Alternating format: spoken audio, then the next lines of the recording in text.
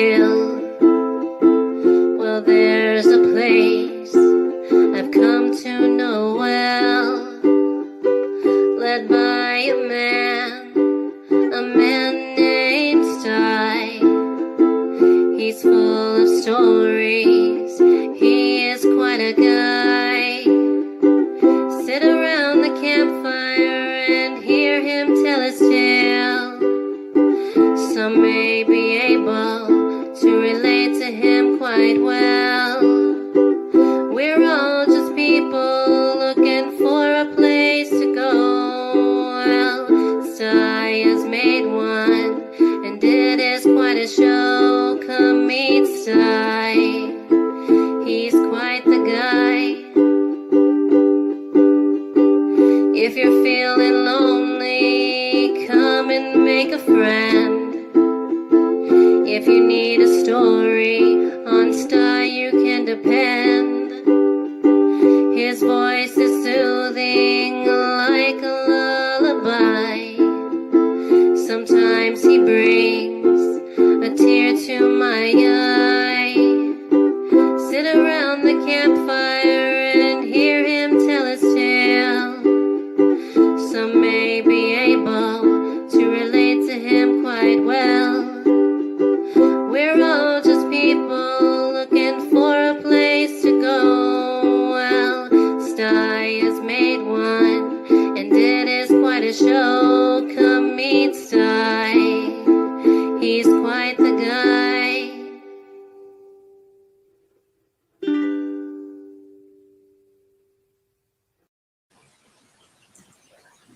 Well, a very good evening to all of you. Hey, it's Thursday night around the campfire. Yeah, let's hang out and chat just like we're sitting at the campfire, eh? Yeah. Don't forget to share it out. Get all of your friends, get all of your buddies over here, and we'll just hang out for a while. Yeah, warm up to the campfire. And looking at the weather around the area, it basically seems like it's almost everywhere.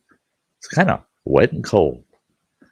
Here it's wet and cold, raining and 37 degrees, supposed to get down to 30 tonight, so that might turn to ice or snow. It's that time of the year. I want to shout out these folks that the folks that are always early, and there's Kathy. It's so great to see Kathy. I can count on Kathy all the time. And there's Kimberly Ferris. Hey, sweetie. And Tales of a Campground Host. Hey, Travis. Man, it is so good to see you, buddy. It is so good to see you. KTKF. Hello, thumbs up. Hello. Thank you very much. That's awesome. It's great to see you. Welcome. Oh, hey, there's Killer Creations. Hey. Great to see you. Great. There's Kayla Ferris. Whoa. The Ferrises, yeah.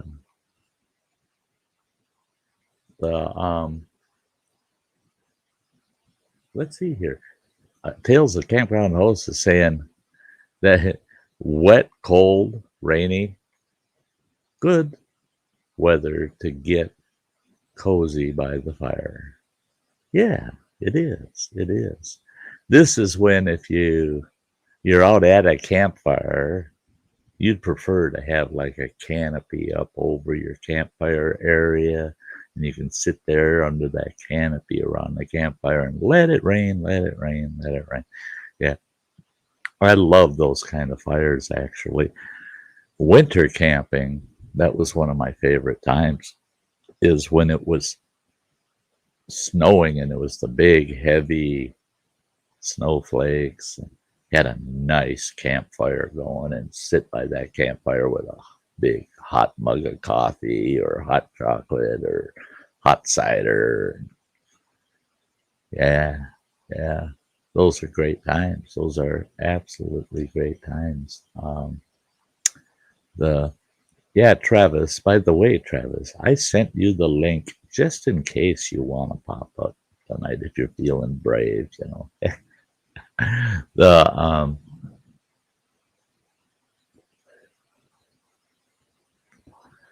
Yeah, if there's anybody out there in the chat that would like to come join us up on the panel, let me know. Let me know, and I can send you the link, or I can pop it in the chat momentarily, long enough for you to grab it and get it over to the basement. Then I'll delete it. I don't like leaving the channel link out in the chat. That's when you get the infamous trolls jumping in your basement, and you could potentially end up bringing somebody up that you're just like, no, no, no, that wasn't good. That wasn't good. And everybody knows I'm a little particular about who I bring up, but everybody that's out in the chat right now, you're all dear friends of mine. So there would be, um, it would be hard for me to say no. Tales of Campground Host saying, yep, did that once. Bad idea. Oh, the posting it out in the chat? Yeah. Yeah. And poor Travis, he come up on the panel one time. This was about a little over a year ago. And somebody that was just dead and determined at that time to try to harass my channel, me in general, decided they're going to SWAT. They're going to SWAT my guests up on the panel. Oh boy, that was enough to put this old boy over the edge. Look at here, this boy. Yeah, I can count on him. He's got some guts. There he is. How are you, pal? Oh, I'm doing pretty gosh darn good. How about you, Sty? I'm doing pretty good. I'm doing pretty good. I mean, I had an extra 2 days off this week because, sick little ones, but, Oh, I'm doing all right. yeah. Yeah, boy, my child rearing days, the sick kids, those are always, they're kind of a little extra burden because you feel your heart goes out to them. They're sick, Oh, yeah. but it throws you off, and yeah. Maddie And had a fever of 103.7 yesterday. Oh, that poor girl. I know, I felt terrible for her, but all you can do is give her Yeah. Tylenol and let her sleep on the couch. Yeah. Yeah, let her know Uncle Sty's thinking about her. I will. She's definitely better. She was down to 99.1 this morning and bouncing all over the place. Oh, yeah, I suppose going from that 103 to 99 that's pretty dramatic. So Yeah. especially for a kid, and all of a sudden they feel like I'm cured, I'm better, and you're going, not quite better. You're close, but you're not quite. Well, and the school district has this policy that says if they have a fever or they're throwing up, they can't be to school for 24 hours until after it's done. Right.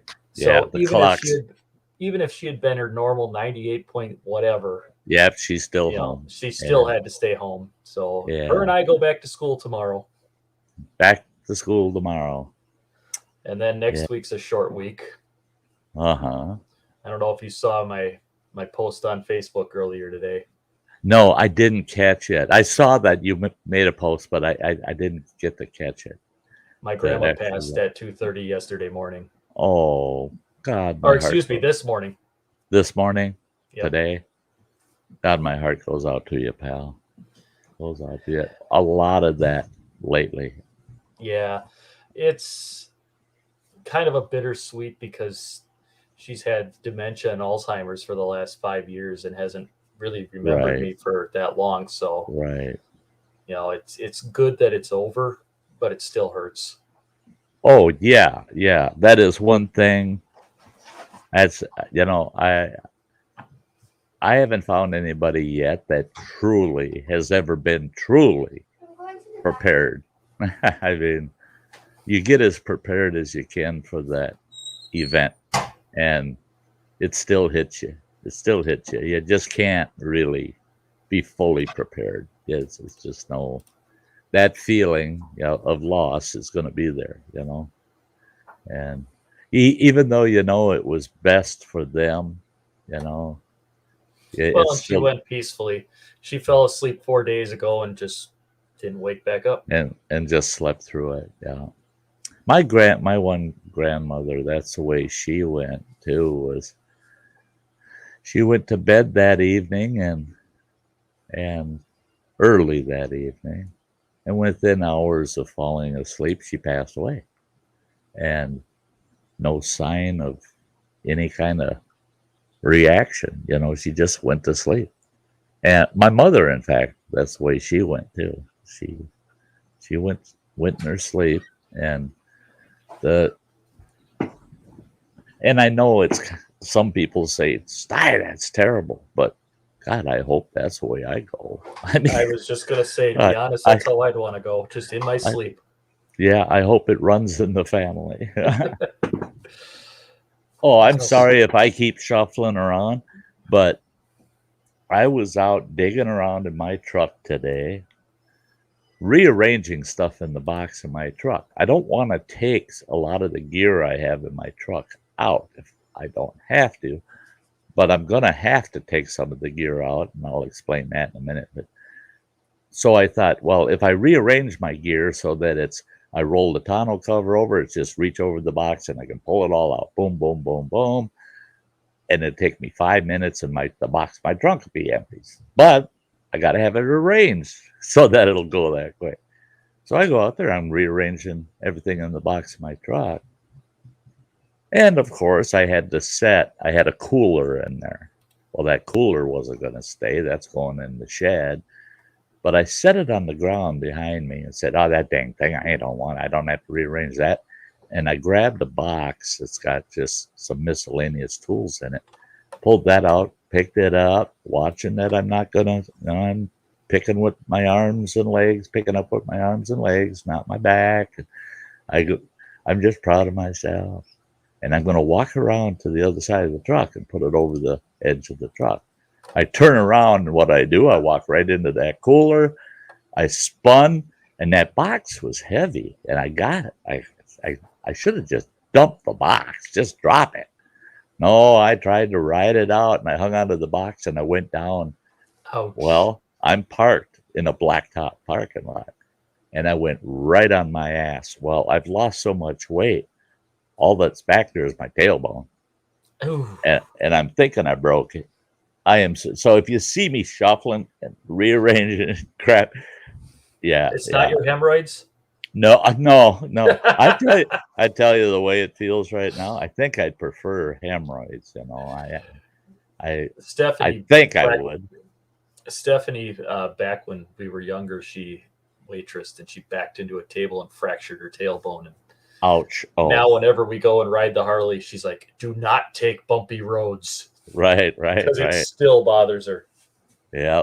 Oh, yeah. I fractured the heck out of my tailbone back in the 70s when I was real heavy into snowmobiling, and I got tossed off a sled, and I was sliding across. I was out on a lake, and I was sliding across that lake at about 35, 40 miles an hour. My body was moving about that fast.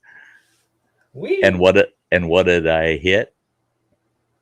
Somebody had chiseled out a square block of ice to spearfish for northerns, and they set it on the ice there, and it froze in, and there was snow over it, so you couldn't see it. But I hit the corner of that dang thing butt first, and it shattered my tailbone. Spent the rest of the season riding my snowmobile on my knees. Yeah, that's actually, honestly, that's my preferred method of riding sled, is on my knees. It's more comfortable. For recreational sledding, I prefer to. I think it's called posting. Yeah, to be on one knee on the seat. Yep. with a bent knee on the runner on the opposite side. Yep. And that's the most comfortable for wreck riding for me too. I did actually sitting on the seat unless I'm winding that puppy up. Oh yeah, if I'm flying across flying, the lake or something, then I don't mind sitting on that seat and laying out a little bit and just let her go. Get down behind that windshield. Mm-hmm. But at that time, I was racing sleds at that time, oval track racing, and I had a 634 Rupp. Oh, that thing was a beast, man. The engine in that thing, 634 inch, it's a good size sled. Motor. That there were cars with four bangers in them that weren't as powerful as that sled. Yeah, and that 634, all custom built. It was, if I recall, it was a 3-cylinder, and it had triple carbs on it. That sounds right. Running a single carb per jug, and that sled was that was a killer sled. But boy, that thing had the best freaking seat on it too. It had a typical oval track seat that you only got about 14 inches of sit down seat. Then you've got about 28 inches of raised, just solid packed foam ass rest, and the reason for that huge rear crown in that seat was to keep you on the damn thing, man. Right. That you would embed into that big lump of padding in that seat, and you'd sink into that about 10 inches. You were pushing between 80 and 100 miles an hour on straights, And that sled didn't have a rubber track on it. That sled was all jointed steel track. Ooh. And it had 2-inch carbide cat paws across the rails. And so you couldn't break that track if you wanted to. No. And it was noisy. It had a real loud hum to it because there's no rubber in it. But you could ride that sled anywhere you wanted, but don't slow down on any powder snow. You'll sink. Yeah, you sink right out of sight. That was my Mach Z. Yeah. My Mach Z was the same way. I had a studded track, but it was rubber. I had a 780 triple with 3 carbs, just like you were describing. That thing on small lakes, I'd hit 120, but you don't stop. If you get up on top of powder, don't stop. You'll sink. You'll bury the thing. Yeah, that 634, I could lay out over the hood of that thing on 24 inches, 2 feet of ice. And the real trick to that sled is the clutch wouldn't even engage until you hit 4,500 RPM. Oofda. And it was strictly designed for oval track. That's all it was. And you're running high RPM on that thing all the time. And power range on that was between 4,500 and about $6,000. So everything below 4,500 was just a waste of torque, because that's not in the real power band of that motor. Well, I'd lay out over the hood. I throttle that sucker up, and I just all out. She'd hit 4,500 while she's at full throttle. She'd just keep climbing. That sled would only move about maybe 1.5 feet or so. Mm-hmm. And by that time, no, it ain't moving anymore. And it'll burrow itself right into. All of a sudden, there's water flying out the tail end. You just bored through 2 feet of ice. I believe it. And I got actually kicked off of one track. They disqualified me for the whole weekend.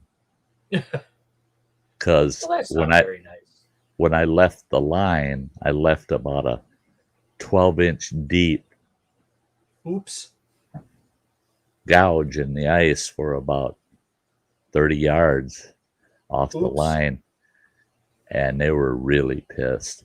They said that, and they tried snow packing it, but it was so cold and the snow was so dry they couldn't get it to pack.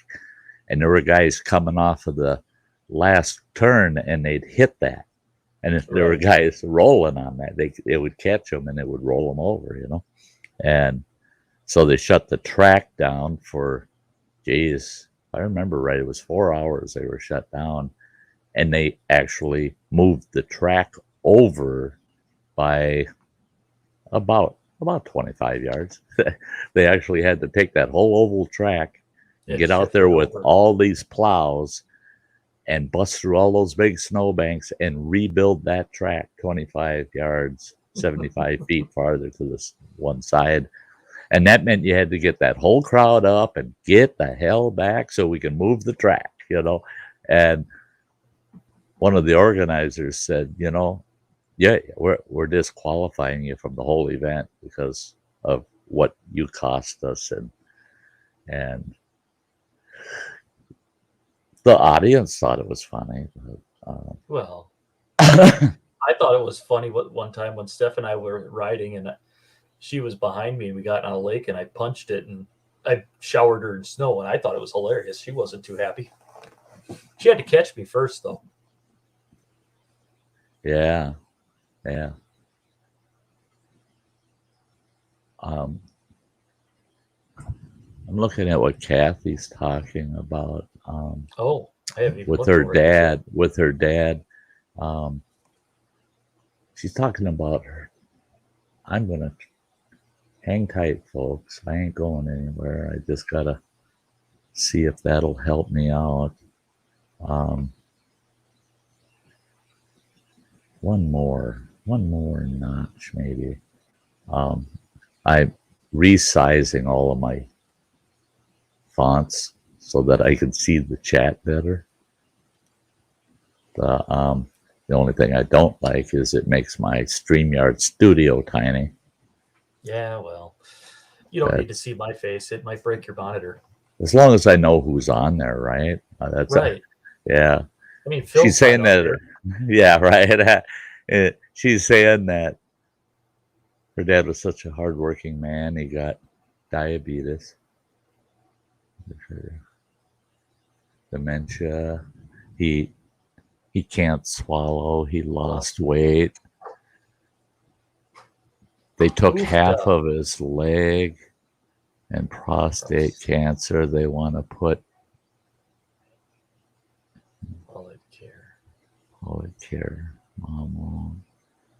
Oh, that's sad, Kathy. It's very sad. That's sad. And that's that, just from a personal point. I'm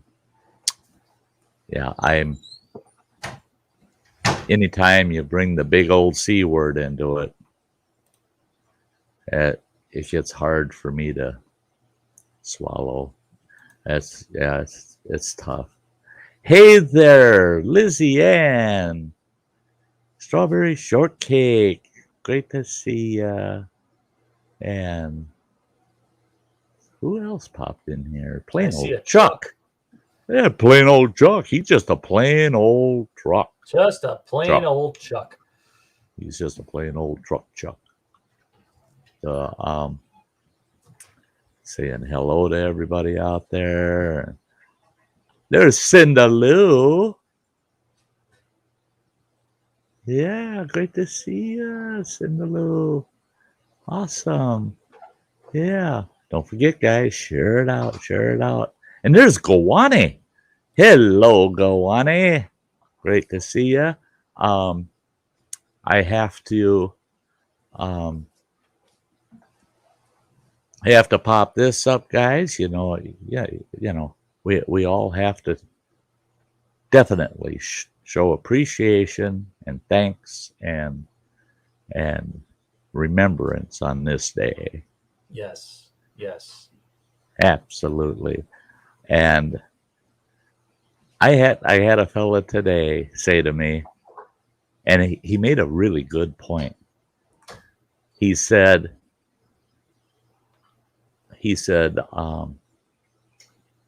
there was four of us talking, and one of the guys said, you know, there's nothing to be happy about on Veterans Day, you know, not knowing why we have a Veterans Day.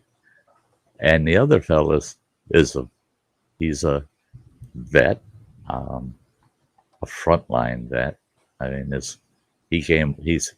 he's was a wounded vet, you know. He comes out and he said just pops it out. He goes, "No, it's a happy Veterans Day because us vets are so happy to still be here."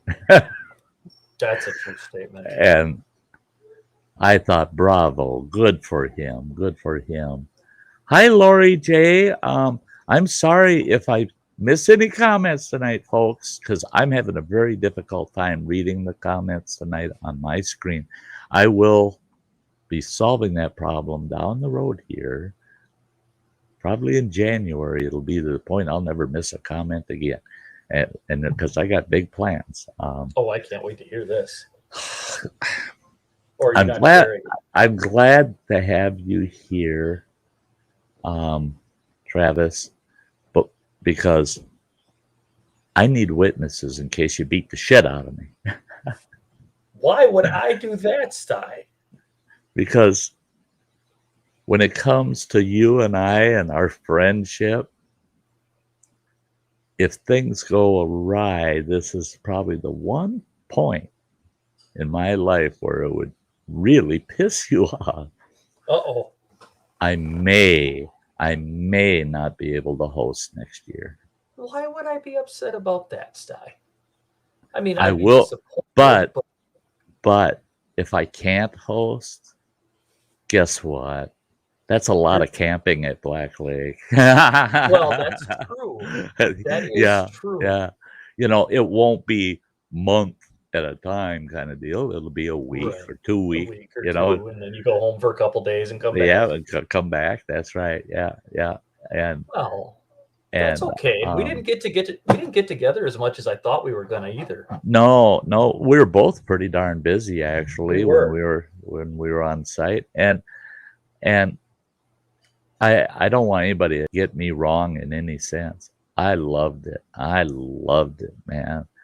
That 6 months went by so dang fast. At the close, when I packed up that last day and I hooked up, this is no kidding, I drove through both of the loops in my campground twice, pulling my trailer. Well, I just wanted, and I wanted to make sure, and I stopped one of the trips through at each of the restrooms and went, why, I don't know. That morning I cleaned them both, but I still stopped because I was on my way out and not going to be back any sooner than next spring. And I just had to look again, you know. And on the way home, pulling that trailer, I take as few gravel road miles as I possibly can with it, you know. I take the most direct route if it's gravel. Oh no, I drove all the way up to Beaver Lake, and I did the same thing there. I drove around the loop twice, and I didn't do it with my trailer, but I did the same thing before I left. Yeah. You know, I have every year. Yeah, you just can't help it. You can't help it, and no, it's your home. You're yeah, it's like people that have a physical cabin. They don't just shut the door and lock it and go away. They stand out in the yard, and they go back and they check this, and they come back out. And then they find themselves spending 15, 20 minutes just standing there looking. Yep. And they're thinking about the time they spent there, you know? Mm-hmm. And that's the way it was for me to pull out. But here's what's going on. I'm moving. Are you moving by Camp No Deer? Oh, don't I wish, God, if I could get my hands on that little log cabin, man, I would. That's where I thought you were going to go. They're just not. Where are you moving to, Sty? I'm actually only moving about 8 blocks from where I'm at. Oh yeah. But I'm moving into Running Water's house. Oh, that was going to be my second guess. Yeah.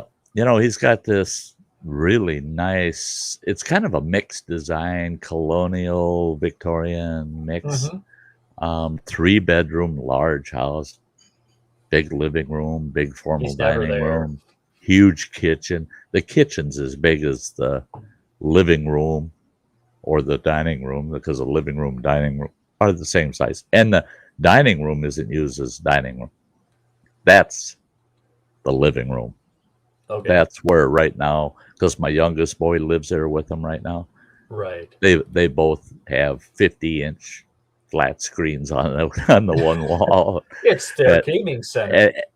And they've got the one TV stand Right. it's a 8-foot long 3-shelf wooden cabinet, and that whole thing is just packed full of games for different gaming systems. And then the other television is sitting on an entertainment center that is packed full of games.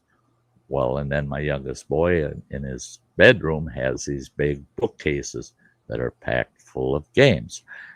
He figures that for all of the games that are available out there on the market for PS1, 2, 3, and 4, that he currently owns approximately 85% of every game that was ever made. Wow, that's a lot of games.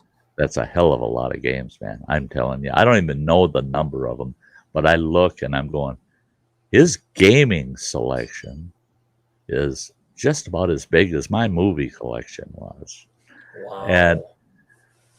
And then he's got Xbox. He figures he owns about 75% of what was ever marketed. So, and he's trying to fix that and own 100%. If you can't host that, just means more videos for us. Yeah, it's going to be an interesting year if I don't host, because I'm still missing the part where I'm going to get mad at you, because I mean, I thought you'd be. I'll be disappointed, but you got to do what you got to do. Well, thank you, my friend. I mean, yeah. That really proves up the loyal friendship. I mean, besides, you're going to come see me at Black Lake. How can I be mad? Yeah. It's not like I'm moving away. I'm just moving down the road. I mean, if I was moving a long distance away and it wasn't in a great outdoor location, that would be pretty. Why the hell are you doing that? I might have you committed at that point. There's something wrong with that old boy.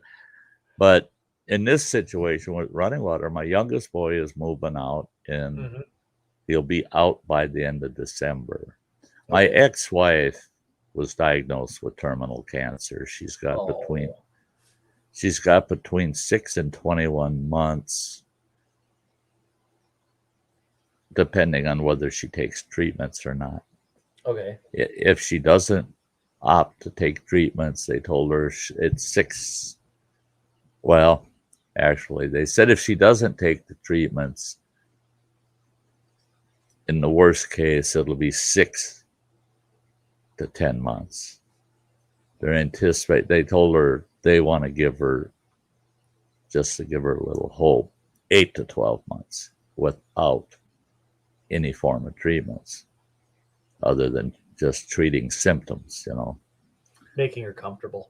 Right. And if she wants the cancer treated, they can't cure it, and it's inoperable.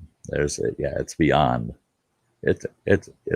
hope, but they could slow the process down, right? And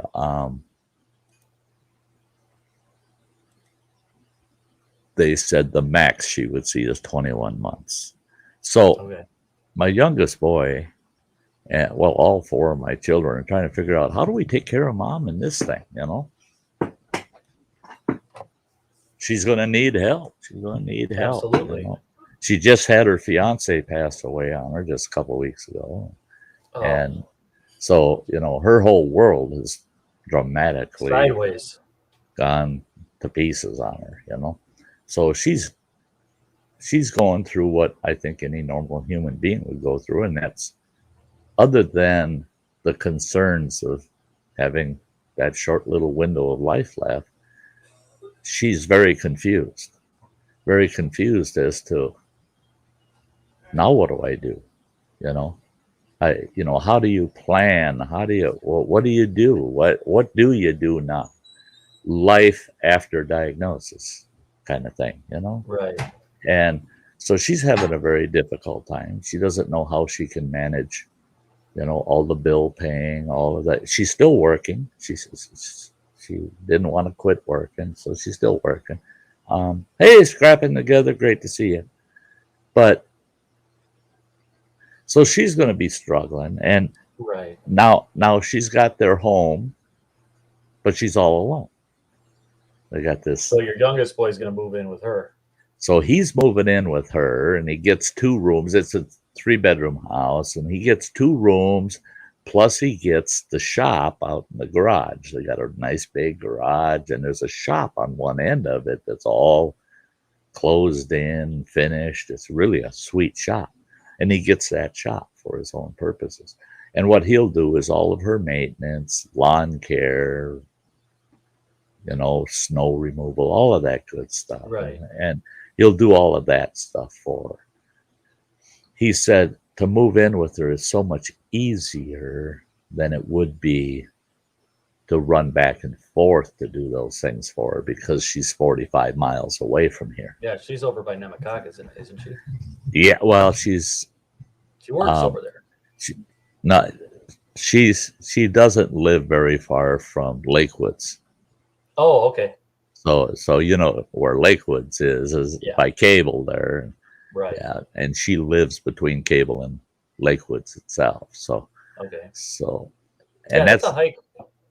That's a pretty good hike from Ashland to there. Well, now my youngest boy works head of maintenance and custodial at Northland College in Ashland. Okay. Well, now he's going to have a 45-mile one-way trip back and forth to work. Well, that's not so sweet, because that is right through the heart of our snow belt. Yes, it is. And so he had already talked to his boss about the fact that there will be days that he'll be late for work. Even if he leaves early, he'll still end up late for work. And there will actually be days where he's going to have to halfway in call in and say, can't get through this stuff. Ain't making it. Well, they're not happy with that. And hey, TM, great to see you. So he was concerned about that, and he's talking with his mother about it. And they were having one of their conversations during lunch at Lakewoods. Okay. Where she works. She's been there now 3 years or something like that. Okay. But her boss, top dog at Lakewoods, he was sitting there in the restaurant just the next table to him. Mm-hmm. And he can overhear their conversation. He turns around and he says to my boy, what do you do? And he says, maintenance and custodial. He says, for who? And he says, Northland College. He goes, all them damn dorms and all of those school buildings there. He goes, oh, yeah. And he goes, I need someone in that position here at Lakewoods. Nice. And he says, I hope I can offer you enough that would make it worth your while. And my kid said, well, what are you offering? He told my kid goes, nothing like getting a 18% wage increase and better benefits. Nice. And he's only going to be about 5 minutes away from work, 10 minutes away from work. Good for him. So that all worked out. But then he had to let Running Water know, I have to move out. Well, Running Water, it's just Running Water and his brother. And his brother's there every day of the week. And he does the same thing at Running Waters. Does all the property management. He maintains the lawn, does all the snow removal. He does all of the repairs, everything on the house. Yeah, basically he's like the owner of a house, and, Right. and he's responsible for everything. And running water shows up 4 times a year for 9 to 12 days each trip. He's only home 4 times a year. And a lot of people say, that running water is crazy, man. He's paying for that mortgage on that big ass house, that property. And he's never home. He's only home 4 times a year. Why doesn't he just stay in a damn motel when he comes into town and let them change the sheets and do all the work? And I try to tell them, no, you don't understand. Because he doesn't live there daily, he has somebody there taking care of the place, keeping it up, and Right. it's well maintained. When his retirement comes along, the place is paid off. And he's got a nice house to wait And he's for. got a nice house to spend every single day of the weekend. And so, no, he's making good plans, is what he's doing. Yes, So, yes, that's a good plan. so when I heard what was happening, I told Running Water, I said, I'm only 8 blocks away from you. I said, don't worry about Joe not being there. I'll run over every day or two and I'll check the house. I'll grab your mail or packages off the porch, and I'll do the snow removal and the lawn mowing in the summer. Don't worry about it. It'll work out. Don't worry about it. And he says, wouldn't that be a lot easier if you just lived there? And I go, I didn't want to go down that road. And he says, I'll tell you what, if you want to pay me the same rent your brother pays me, plus do all of the normal routine maintenance stuff and things like that, he says, there'll be no other out-of-pocket costs to live there. You just pay the same rent he's paying. And he told me what his brother was paying him for rent. And I'm I guessing go, it's less than your apartment. yes, it's less than my apartment. Plus, Nice. there's Benny's. He's got super high speed internet there Nice. that he pays for. He's not Right. there. He's not there. He's there a total of about 1 month a year. Right. But he's paying for that high speed internet all year. And he's subscribed to every possible internet accessible media. I mean, here comes the Disney Channel without ever having to watch. Are they billing me this month or not? That's all included. He Right. says, everything that I've got there is yours. It's yours. Just go for it. And he's telling me what I'll get out of the deal. I get the master bedroom. Master bedroom, 16 by 18. Oh, jeez. That's the size That's your living room, I bet. Here in my apartment. Yeah. That's my living room, bedroom, and bathroom. Oh, wow. Right now, my living room, bedroom, and bathroom is, in fact, it's not even 16 by 18. Jeez. And now I'm going to have that big ass room, and I go, and I asked him, I said, well, if I want to put a hammock in there, I need 10 feet.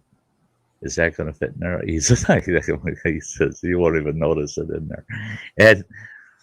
And currently, my youngest boy said, I'm not moving that bed. You're keeping it. I go, oh my God. Well, here it's a big wood framed, really nice headboard, footboard, wood framed, queen size bed. And he says, it's a high end mattress. He says, try it out. And if it's,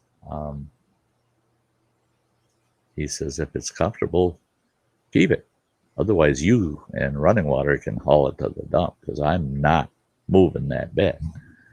He said, Mom's got a nice full-size bed in one of the rooms down there, and that I'm going to be using that room. Well, okay. Hey, Whiskey Nose, great to see ya. Cheers. Hike with Mike, awesome. A mellow moment. Yes. And who else? Yep, those are the two that snuck in on me. TM says, plus now you have a yard. Exactly. I was heading right to that. I'm wondering, when's moving day? Do I need to come up with a truck and help move? Well, here's the scoop. Moving day. That was I told Running Water, okay, I said, fine, let's tentatively plan on it. Mm-hmm. And I said, when will your brother be out? And he says he intends on being out absolutely no later than like the week before Christmas. Okay. I said, okay, we got almost 2 months, month and a half. And right. I said, that's cool. I said, so it wouldn't be a problem for me to move in sometime after the 1st of January or the first part of February. He goes, no, none at all. And I said, okay, let's tentatively say, yes, it's going to happen. Then I came home the day after we made this tentative decision, and I'm weighing all the benefits, and I'm going, son of a bitch. If I got to drag this shit down the street to move it to the house, I gotta sit. I gotta do it. I have to do it. For one thing, like Running Water said, I consider you then my property manager, man. You're your own landlord, so don't come whining to me. He says the only thing breaks, you fix it yourself. And he said the biggest benefit is you're going to be a landlord that kind of has an insurance policy on all major fixes. He says if the furnace needs to be repaired or replaced, he says you're the guy that's going to have to find the right outfit to come and repair it. But he said, I'll be paying the bill, not you. He said if a window is broken, got to be replaced, you get it replaced, I got to pay the bill. He said, so when it comes to major repairs and that, he says, it's your responsibility to get it done and my responsibility to pay for it. So he said, just keep that in mind. And I'm like, son of a bitch, I'm my own landlord. That is sweeter than hell. I can get along with myself a lot better than I could get along with my current landlord. Me and the current management of this building do not like each other at all. Well, I know you were saying you had some hoops to jump through just to be able to host because they didn't like you gone that much. No, because I didn't have written permission from them to be gone for more than 7 days. So I beat them on that one, right, Travis? Right. I came home every Wednesday. You came home every Wednesday, and I was back for less than 24 hours. I was back every Thursday morning. The thing is that Steph and I were talking. That routine works so well because I fell into the same routine. Mm-hmm. You were going home Wednesdays. I was going home Tuesdays. Right. And it worked so good. Yeah, because if something happened while you were gone, I'd bump up to you, and if something happened while I was gone, you'd bump down to me. It was great. It was. There was.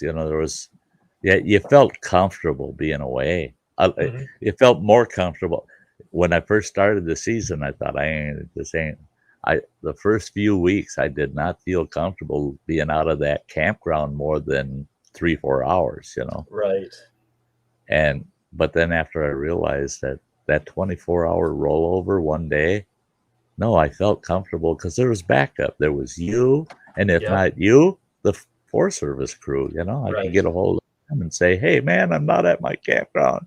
Can you shoot over there and do this and that? You felt good. You felt good about it. But with this situation, I like the mention of, and you'll have a yard. Here's the thing is, I would say 30% of Running Water's yard right now has what's left of 5 huge ash trees that were removed. Now, these ash trees were perfectly healthy. They were hazard trees. Okay. If a storm came through, 2 of the 5 would have landed on the neighbor's house, and only one of them would have landed in the yard. The other 2 would have hit Running Water's house. Right. So they had to go. So Running Water hired somebody to come in, and all they did was drop them. Right. They topped it, and dropped it. That's all they did. They didn't clean up nothing. So I went in there with the chainsaw and I bucked up about a third of the wood in there. All the tops were bucked up. Anything down to about 14 inches. It's all bucked up for firewood. And about maybe a quarter of that's been split into firewood. All the rest of it needs to be split yet. But all the rest of it needs to be cut up too, you know.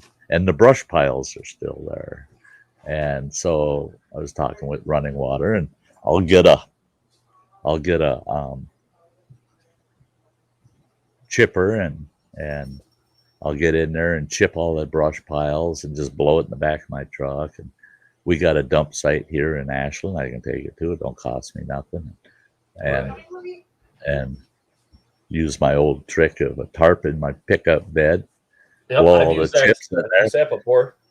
And you just put all I do, and actually I use paracord, and I run paracord in all the eye loops of the tarp, and then I braid them into a rope with a hook on it.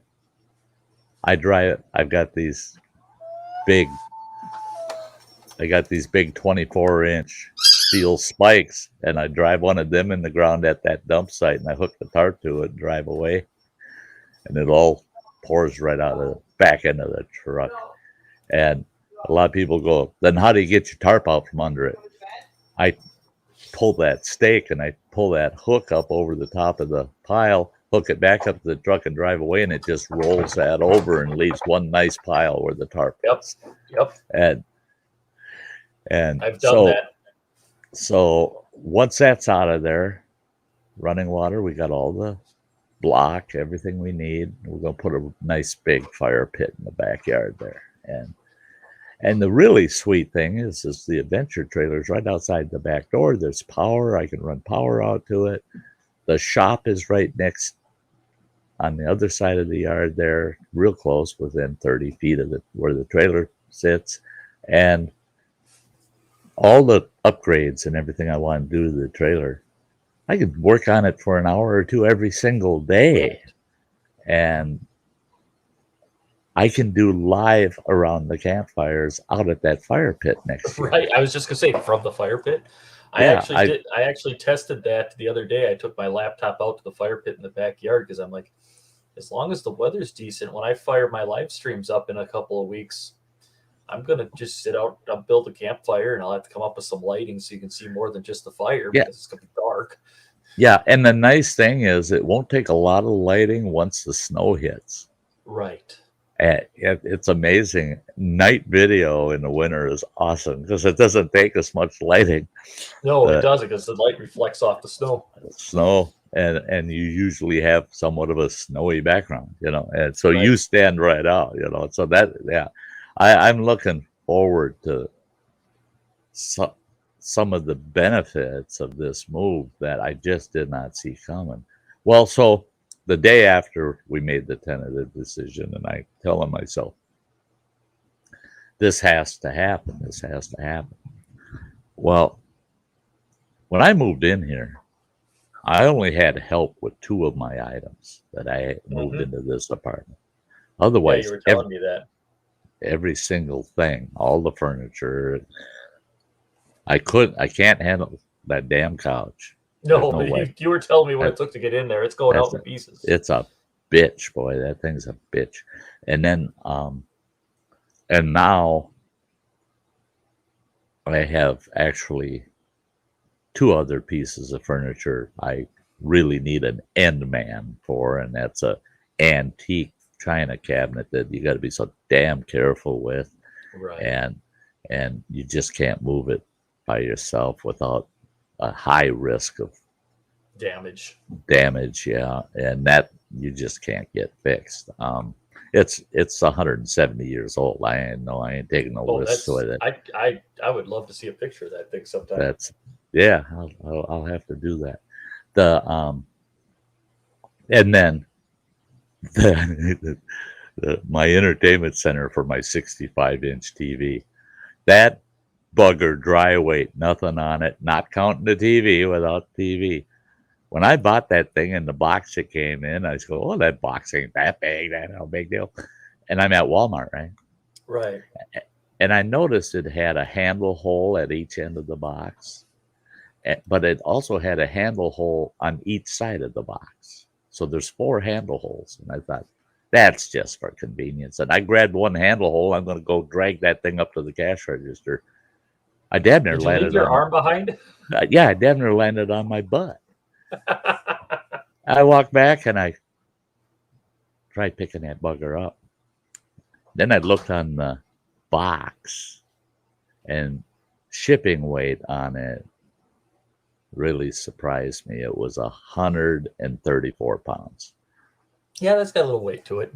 Yeah. Well, and it's all steel and glass. Right. And that's why it's so damn heavy. It's all steel and it's all glass, you know. And but that 65-inch TV, that I got in here by myself. Oh yeah. You know, to move it, I'm going to have to wrap it with moving blankets and tape it up good and everything. But once I do that, I can drag the thing out. You know, right. It's not that heavy. I could carry it, but you can't hang on to it. It's a 65-inch TV. There's nowhere to hang on to it to carry it. Right. I mean, not without an end man. No, you got to have a person on each end of this big son of a gun, just because of the awkwardness. So what I'm hearing is on moving day, I need to come up here with the Suburban with the rear seats out because it becomes a cave. No. Here's the deal. Knowing that I couldn't handle this stuff and knowing that I didn't have an end man, my youngest boy, he works full-time job and always 2 to 4 hours overtime, 6 days a week. And day number 7, he's going to have to do all the maintenance and things that he's got to get done at his mother's house. I just would not feel right pulling him away from absolutely not. And these are all new responsibilities for him. So it's going to be difficult for him just to get used to things again. And so I couldn't do that to him. And I tried to hire somebody to move this damn couch. I offered this young 20-some-year-old kid out here. He's got a nice 3/4-ton truck. He run around town all the time, and I see him hanging out with his buddies. They're just hanging out. None of them are working right now. I don't know why. There's jobs available, but none of them are working. They're just hanging around town BSing. Mm-hmm. So I approached him because him and his buddy, they're just like glued to the hip. Well, his buddy's a beast, man. That sucker, he could grab that TV and walk out the door with it, and he'd be pulling the entertainment center behind him. I mean, the guy's a beast. He's a big boy. Yeah, but he's one of those. He's big, dumb, and gentle. You know. Got it. He is. He's a gentle giant. This guy. He's the most polite person you ever met. And you look at him at first and you go, whoa, don't piss him off. He's huge. That's man. a big boy. That's a big boy. And he looks like he'll hurt you. Once you start talking to him, you realize, oh my gosh. Yeah.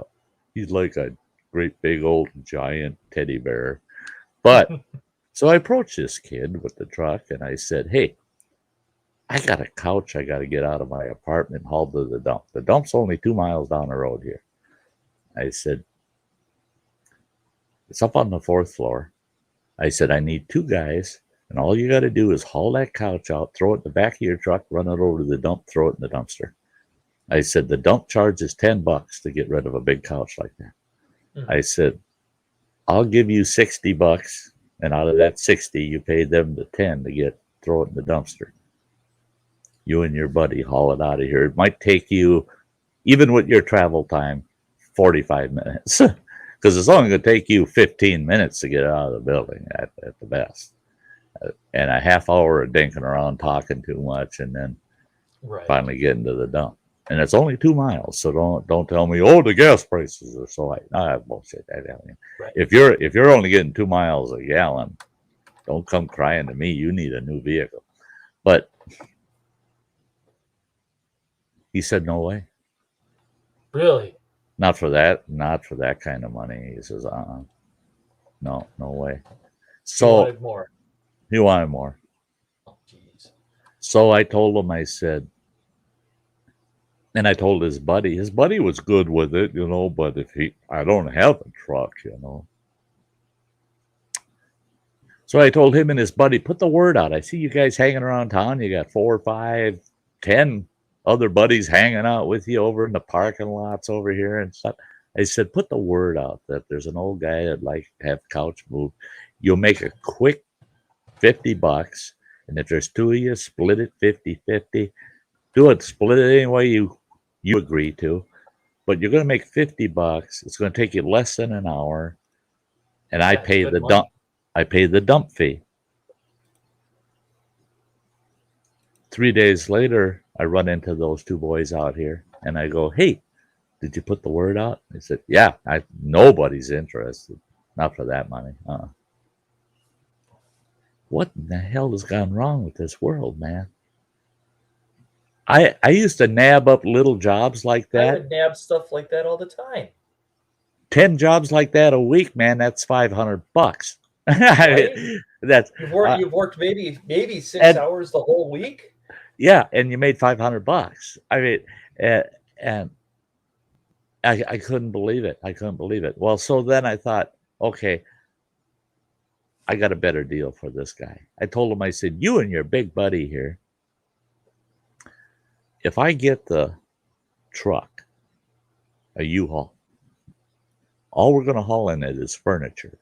All the smaller stuff I'm hauling by myself in my pickup. But just the furniture. I said, from apartment to the truck, no more than 10 trips up and down. And you got an elevator, there are no stairs or nothing, and back the truck right up to the door. I said, really, it's an easy chore. And the furniture, the 10 pieces I'm talking about with 2 guys, ain't going to take you, no way is it going to take you an hour to get this stuff down and in the truck. Go over to my new house, I can back right up to the porch and actually put the tailgate out onto the ramp right onto the porch, and you'll take it off the truck in the front door, and it's only 12 feet to the wall that all that stuff can be just lined up against. 12 feet from the tailgate of the truck. I said, I'll give you $300. Oh, geez. Don't tell me they said no to that. Absolutely no. You're kidding. And they put it out to their buddies, and all of them said, nah, no. They don't want to work, is the thing. No, they don't want to right now. And it would be so, man, I would be so on that. I would be so on that. 100%. And so I got so disheartened because of this. I told Running Water in a stream the other day, one of my streams, I said, it was a great idea. You know, it was right there. You know, it's one of those opportunities. You just like, boy, it was right there. But I just can't work this out. There's just no way I can get this shit out of here. I just, this old gray stud just ain't what it used to be. Ain't as good as you once was? Yeah. And I'm not moving this shit. I might be good once as I ever was, but it might be the last time I'm ever good at anything, because I gotta, this just might put me over the edge, some of this big shit. So, right. But in a younger day, I would have said, oh, the hell with all of you. I'll get it. I'll just do it, you know? Right. Well, after that stream, Running Water got a hold of me, and he says, this is bullshit. He says, we'll pick a date, a moving date. You tell me when the best moving window is, and I'll make arrangements with my trucking company that I get dispatched home for that window. Yep. And we'll rent the U-Haul, and you and I'll haul that furniture over. I said, okay. You know, I said, I already ordered them, all these big, they're 30-inch long, 18-inch high, 14-inch wide, soft pack totes for moving. They Right. got handles to carry them and backpack straps on them. Okay. So you load that son of a bitch up as full as you can get it, and you can flip that sucker over, put it on like a backpack, and walk out the door with it. So I ordered 10 of them without thinking it through. And I'm looking and I'm going, yep, I'll fill maybe 6 of them with what's in there. So I got plenty. I don't have to pack them too heavy because I got plenty of them. And I told Running Water I ordered those, and what I'm going to do is pack up, have everything all set up. And I've got this dolly that we use here to move in and out of this building. It's a big flat cart dolly, and it's just big enough. It's 3 feet wide, 5 feet long. I can put all of those totes on one cart, wheel them right down out the door, right to the pickup truck, and load it up. I'll haul all that small stuff over there at my leisure, and then get it down to where it's just the furniture in here, Right. and Just the last of my electronics, the studio and the TV here, the things I need for YouTube. Because the day I move, that's the first thing set up is the studio and everything Naturally. there, because the bed's already there and ready to go. So all I got to do is I won't even miss a live stream, man. So Running Water came up with the answer. Now, I would have never, ever asked Running Water to come off the road to do something like this. I mean, he loses a lot of travel miles, I see Chowser's been out in the chat. It's great to see you there, Fox at Outdoors. But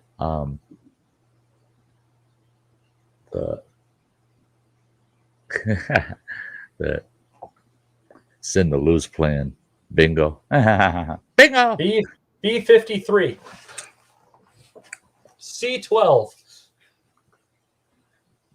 Well, Sty, when you have that window figured out, you send me a text, and if it's on a weekend or something, I'll come up and give you guys a hand too. Oh man. Actually, a third man wouldn't be a bad deal either. Just shoot me a date. As long. I'll keep you posted. A weekend I can definitely do during the week because of school will obviously be harder. No, and during the week, actually for me, if Running Water can do it, I'd rather do it over a weekend. And for him, it'll work a little better because a lot of weekends are layover time for him on the road anyway. So if he's laying over at home, that's even better yet, weekend at home. So it will most likely be a weekend because I don't want to move during a weekday because management's here in the building, and everybody with a nose that's 4 feet long is sticking their nose into your business and where are you moving and what are you doing, and they want to BS with you. Yeah, I'm running away. I'm getting the hell out of here. I'm escaping this insane asylum. I'm not moving anywhere. I'm going to be homeless. What are you doing with all your things? I'm taking them with me. They're going in the same ditch I'm going to be living in. Yeah. You should see the four-piece box I bought. Yeah. I managed to find myself a whole mess of refrigerator boxes. I'm building a big complex, and I got a room for everything. Yeah, that'll be awesome. You should see it. I live down right on the shore of Lake Superior. I'm gonna chase some geese away. Yeah. There's usually a few more in here. This is a rather 13. light turnout for good old Sty North. Yeah, it is. It's a quiet night. I don't know what's up. I do know there's other streams going. That my audience in general, are followers of these other channels, and so some of them are at those streams, and That's one thing we don't do is control who's going to be here. And Right. that's the. But I've said it before. I'm not in the numbers game. If I got a few folks in the house, you betcha I'm going to keep it going. I'm going to keep it going. Yeah. But yeah, seriously, once you know the date, let me know. If it's on a weekend, I'll come up. No big deal. Now, that's the crazy thing too, is the room that my studio is going to be in is the same size as the bedroom that I'll be in. Oh, jeez. It's 16 So by. what I'm expecting. Well, is you're gonna have different seatings. It's 2 feet narrower, actually, smaller than the bedroom. It's 16 by 16 instead of 16 by 18.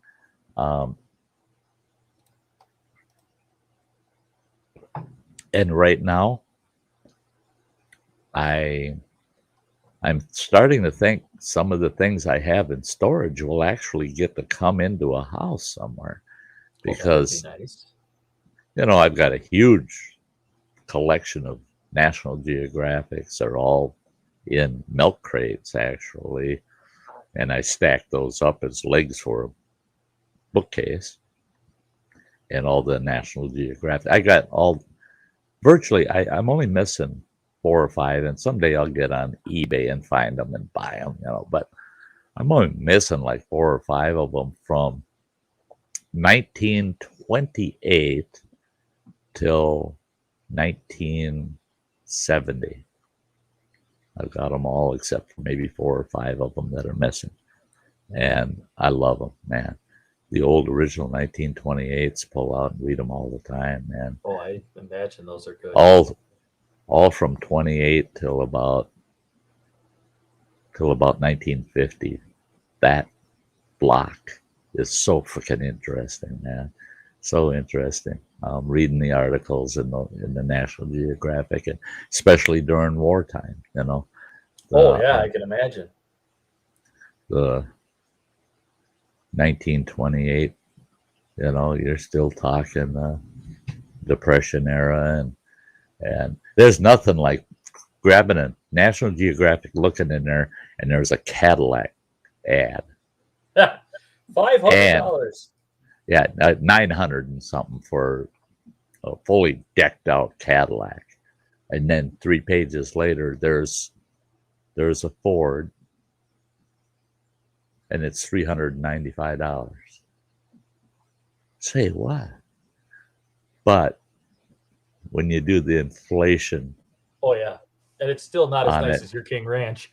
That's it. Is that Ford that I could have gotten for $400 back then? I would have been paying for that Ford about what I paid for the King Ranch, for the value of the dollar, But I went way back and I was looking at like Model Ts and Model As. You can buy a Model A flatbed truck or a Model B, right. The bigger one, the 1.5-ton truck. $250 back then. Right. That's insane. It is, but still not as comfy as the King Ranch. No. Sweet in its time. Oh, absolutely. But now it'd be fun only to own as the classic, Hi, JCT. Great to see you, girl. But yeah, what a big ass move, eh? That's exciting. That's exciting. I'm happy for you. My big 65-inch will go where my youngest boy's current 55-inch sits, and my studio. Where is it? Oh, it's over there. My monitor is actually going to be going right here on this studio. I won't need a 65-inch for the studio because the monitor is only going to be 18 inches away from me. Right. My 46-inch will go up in that huge ass bedroom. It'll seem small sitting 18 feet away. 18 feet away from where the chair is, That, yeah. But yeah, and then I'm going to enjoy the heck out of just being able to spread out and have some room and have access to the outdoors. I mean, having a yard, man, just gonna oh, that's a die for. And we got a shop, and now that my youngest boy will be getting all of his crap out of there, Right. I told Running Water I'll go in there and with Running Water's input for damn sure. He Right. wants to build some shelving and stuff in there, and I said I'll go in there and I'll put that place together. So we got working space and room, and he's got a big kerosene heater that heats that shop. And hell, I'll be out there in the middle of the winter. I can live stream out there. I can set up and be out there working on something in the shop, live streaming it. So it's going to be like a whole different world, you know. Hey, look at there. We had Native Grammy sneak in the house. It's great to see you, Native Grammy. Yeah, we've got Get Her Done Granny's watching. She's lurking tonight. Yeah, she's just lurking tonight.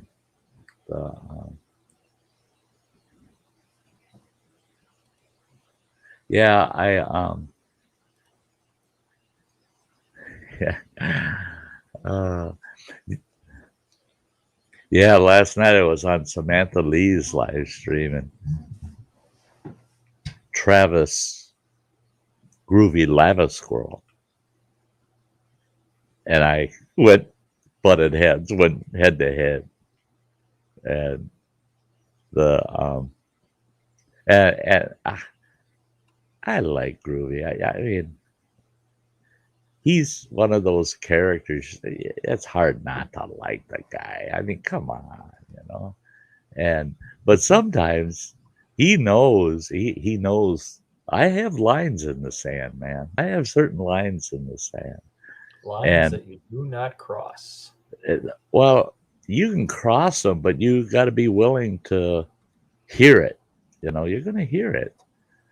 And there was a line crossed last night, and I'm not going to go into any detail or anything about what that line was because I don't know that he truly understood what line he crossed. We were in a debate about bald eagles, and a comment that he made, and I said, "Oh no, you got to rethink that. You need to fact check yourself on that one." Well, he spent the next hour. Oh well, the internet says this and the internet says that, and blah blah blah. And I said, "Yeah, right, yeah, okay, yeah." I still say that what your original comment wasn't accurate. It was just way the hell off. And he goes, "I'll send you a link about this and that." And I said, "No, you don't waste your time clicking your mouse because I got the same internet you do. If I want to know, I'll find it. I'll go look. I don't need that my neighborhood fact checker telling me how to think and what to believe because it doesn't matter where you got your information. It's what information can I dredge up on my own to satisfy my own interests." And I Right. said, trying to make it clear that I don't give a shit. You want to argue over it, I don't give a shit. Well, it was, and I made the comment, and I have to admit it is true. I woke up one morning about a week or so ago, and I said to myself, "You know what, Sty? Yeah, you're old. That's why you're so damn cynical now." That makes me wonder what my excuse is. That's I refuse anymore to hold my tongue on everything that might be on shaky ground.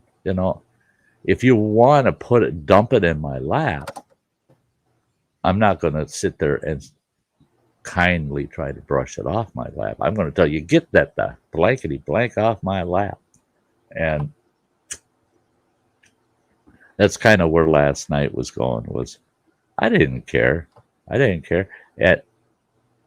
And it wasn't to hurt anybody's feelings, of course, but there were things that needed to be said. Yeah. So I really had at it. I mean, yeah. And poor Samantha Lee, Yeah. her stream, Travis and I get into it big time, yelling back and forth at each other. There was some unnecessary name calling, and I'm one You mean where, worse than when you and Phil get at it? oh yeah, well, and then there's a difference, you know. Oh, there is. Uh, Phil and I have a lot of practice with each other, you know, and and and Phil knows without a doubt. I love everything spicy. I mean, he's become one of the bestest friends, and but yeah, Native Grammy. I've been trying to get all my ducks, dumb ducks, in a row and get you that fresh sticker for your car. Yes, yes. In fact, oh, in fact, I gave out so damn many stickers this summer. This is all I've got left of the standard stickers. There's about 12 left here, right? Oh, wow. But I was going to order, and today, cleaning out my studio, getting things, trying to get ready to move, a whole fresh pack of 50 holographs. So, yes, Grammy, I'm going to get you your sticker, a nice holograph for your car. But yeah, I'm the kind of person where I despise intentional name calling. You know, every once in a while you'll name call somebody, but you didn't do it with any kind of intent, you know, Right. or it came off as a name call and you didn't mean it that way. You know, that happens. But there are times when you can really tell when somebody calls you blankety blank. And they're pissed. You know where that's coming from. That had a ton and a half of intent behind it. That was to hurt you, make you look one way or another, or to just hurt you. That's the kind of name calling. When it gets to that point, that's a line. Don't cross that with me, boy, because now it's my turn. Now the gloves are coming off. That's it. It's just like in war. We have a do not shoot unless fired upon order. When if you hear a crack, that doesn't mean they're shooting at you. You hear a buzz, that means they're shooting at you. Shoot back. Well, And that's where I'm at. That's where I'm at is if you want to get dirty, now you just open that damn door. Hang on tight, boy. Because I have no problems name calling you with all the intent in the world behind it because I felt the intent of yours. You would never get that from me ever, unless I felt that intent behind your statement. And Samantha, in the back of my mind while we're arguing and stuff, I'm feeling for Samantha. I'm thinking, oh, that poor girl, it's right here on her live stream. It's on her channel. And she's laughing her butt off. Oh, jeez. She's laughing so hard. And she's saying, go after him, Sty. You know? Get him. She's egging you on. She's egging it on. And she's telling people how she just loves it when Groovy and I'll get into it. And we've done it 2-3 times, you know, gotten into it. But at the end of the day, I made it perfectly clear to the whole audience that they have to understand that a good, strong, powerful debate like that at times is good. It is good for a person. And if you think that I dislike Groovy because that happened, why am I still here? Right. And why will I be on a panel with Groovy again? Probably next week or a couple days from now, because I like Groovy. Right. And I tell you what, I've had some of the strongest arguments in my life with some of my best friends. Oh yeah, you go and you beat You the bet. hell out of each other, you dust each other off, shake hands, and you're best friends again. That's it. Let's go have a beer. That was pretty good. That was good. We should do that again at another year.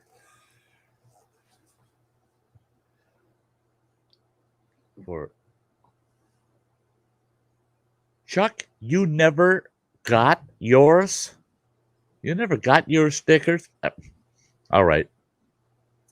Chuck, all right. I can't be having this stuff going on here. No, especially all these old timers. I've got Rebecca Felter's address, and that thing is highlighted, and I bolded it. Don't forget. And I have already sent, a little bit of a warning, Travis. Something I learned this summer. What's that? That was really weird. Is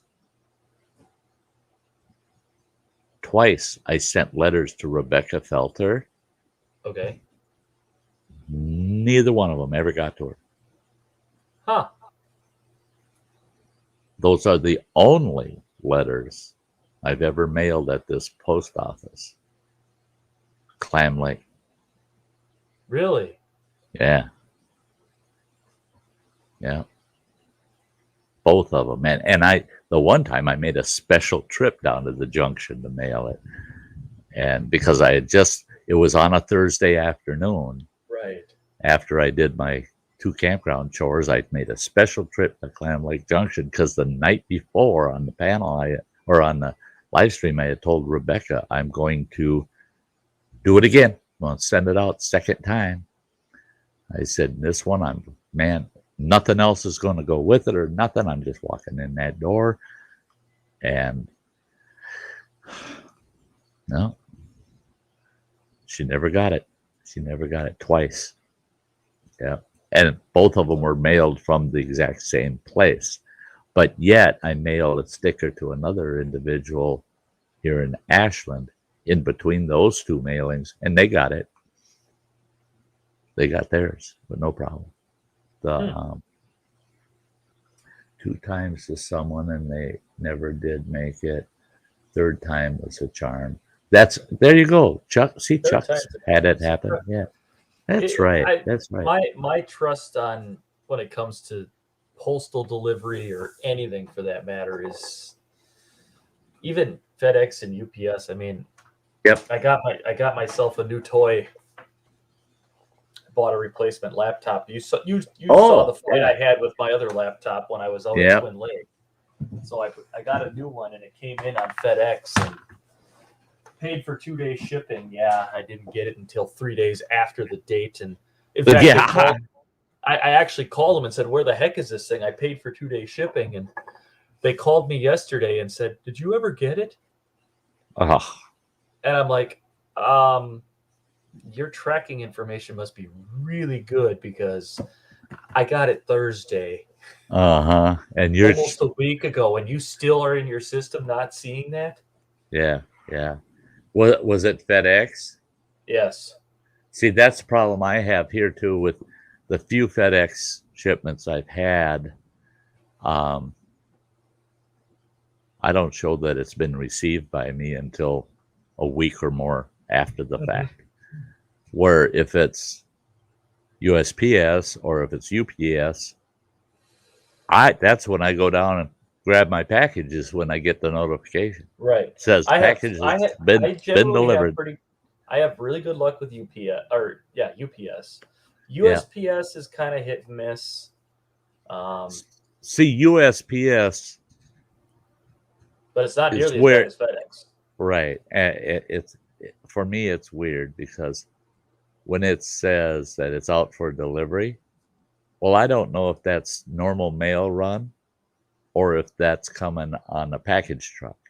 Right. Because they're running both, Well, if it's on the regular mail run, it'll be downstairs here in my, waiting for me, or it'll be, if it's a small package, it'll be in the box. Well, Um, when and they tried to deliver it the first time, which I do have to say kudos to the FedEx driver, he made a second attempt on his own that same day. He comes out of Rhinelander, he stops here, and then he went up to Clam Lake, delivered some stuff, and on his way back to Rhinelander, he's like, you know what? People have jobs. I'm going to see if he's home. So kudos to him on his own initiative for that. yeah, But according to the shipping information, the tracking information, the thing was still down in Madison. yeah, ain't that nuts? And I had already gotten a notification of a missed delivery, but in the tracking information, there was nothing. Yeah. Yeah. See, I had that kind of deal going on for Samantha Lee. I had bought her a microphone. Yep. Because she was using the mic on her laptop and it was bad. I don't know which one I'm actually on right now. I'm either on my webcams or my Beats. I don't know which. Well, it's you're coming in great, yeah. But I watched the tracking on that, and it said and it came from Amazon, mm-hmm. and it said it was in Seattle. I'm going, yes. Next stop is Anchorage, man. Next day, there it is. It's in Anchorage. It says it's in Anchorage. That means so I messaged her and said you can pick it up. She got to the post office. It ain't there. Later that evening, I'm pissed, and I looked at that tracking again. Did I misread it? No, it went to was New York. No, it went back to Seattle. Oh, jeez. It said it was it said it was undeliverable to from a post office to a post office. It's undeliverable. How is that possible? I don't know. So then it went back to Anchorage the following day, and Mm-hmm. I'm going, well, there. Hopefully somebody's home to accept the package. You know. That night, it's back in Seattle, undeliverable. And I thought, son of a bitch. And I was right at that point to get a hold of USPS and tell them, hey, my package is bouncing between Seattle and Anchorage, you know. What the postage was going on? What the postage was on that package, it's kind of a sweet deal, all the miles you're putting on that package, you know. Right. For me, I mean, that's a cheap back and forth. But come on, I got somebody that wants that package. Would you keep it in Anchorage? You know? So I was gonna fill them in, and Samantha said that it finally came. Third trip to Anchorage, it was finally there, but it bounced around back and forth between Seattle and Anchorage for 3 days, and it's like, what the? And that's one thing I told people too is I order a lot off of Amazon. I'm usually ordering between 1 and 3 items every week or two. Yep. And lately, the last few months, more than any, I noticed that delivery time, you know, the delivery date. Oh yeah. They're giving you a 2-week window sometimes. Well, I was just gonna check. It'll be between November 2nd, November 16th. I had one that said that. It showed up November 1st. A day before the very first day of a 2-week window. And I thought, man, Amazon is they're just covering their butts, man. They're just making damn sure they're giving plenty of time for all the screw ups, you know. Your live streams, do you usually go back over and see what you've missed during the live stream? Not completely a lot of times. If I kind of know the area of the live stream where I was distracted a lot from what was going on, I'll go back and, you know, I got a pad and pen right here, and I'll write down the timestamp for that spot, and I'll go back and rewatch to see what I missed, and you know. But to rewatch the whole stream, nada. You know, I've got 200 and some live streams, you know, and go anywhere from 1 to 8 hours long. Can you imagine rewatching all of that? Oh, I couldn't do it. I could, That's why I'm going to limit my streams to about an hour to an hour and a half. That helps. Yeah, it does help. Well, my other thought is I'm going to chop if there's a good story or something that's told in my stream, I'm going to chop that out and turn it into another video. Yeah. And now I'm letting, if YouTube wants, they can chapter anything I put up. Yep. That way people got with the chapters, it's like timestamps,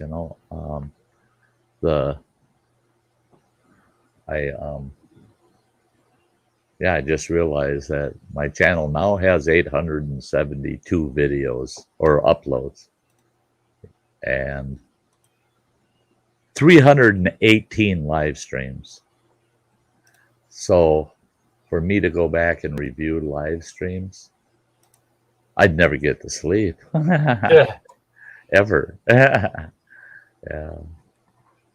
Well, let's see. I'm curious. When was I live last? December 22nd, 2019. Oof, been a while.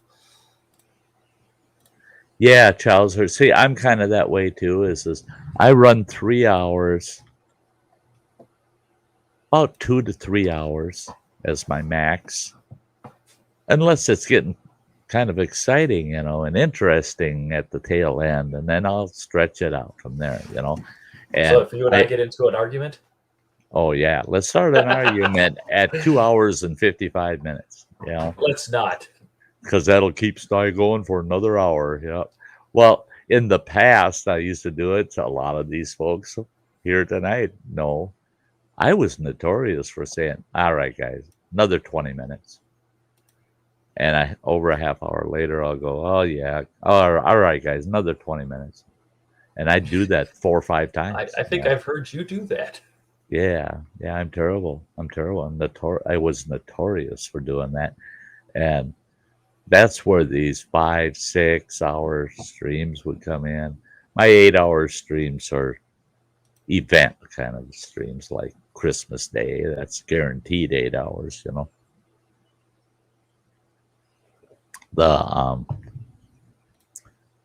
This will be my last Christmas Day stream from my current location.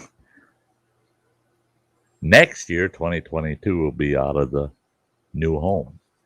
That's exciting. And there, it's going to feel a little odd. Big, old house like that. You are getting a real tree, right? No, I don't. No? If I had other people going to be around, I suppose I'd do it. But literally, if it's just you, yeah, I guess.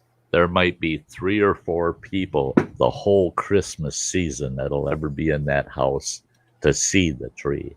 And I'm not going to the effort of decorating out the whole place and everything. And it's just me. I mean, yeah.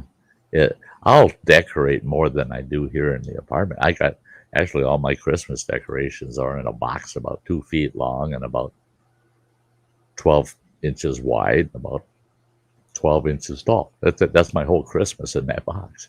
Well, I got it. Lori says, I finally got myself moved out of the apartment. I now have my own place with a puppy. And the reason you gave her moving out of your place is the same reason I moved out of mine. Oh, yeah.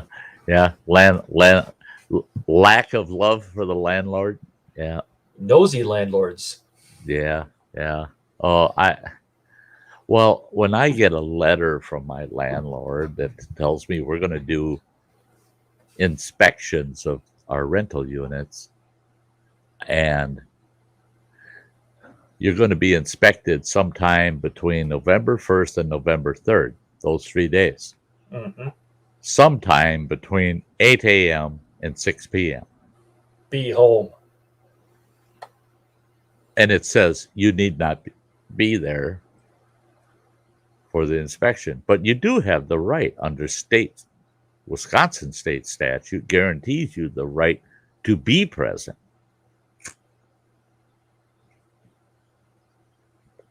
because a unit inspection is not an emergency.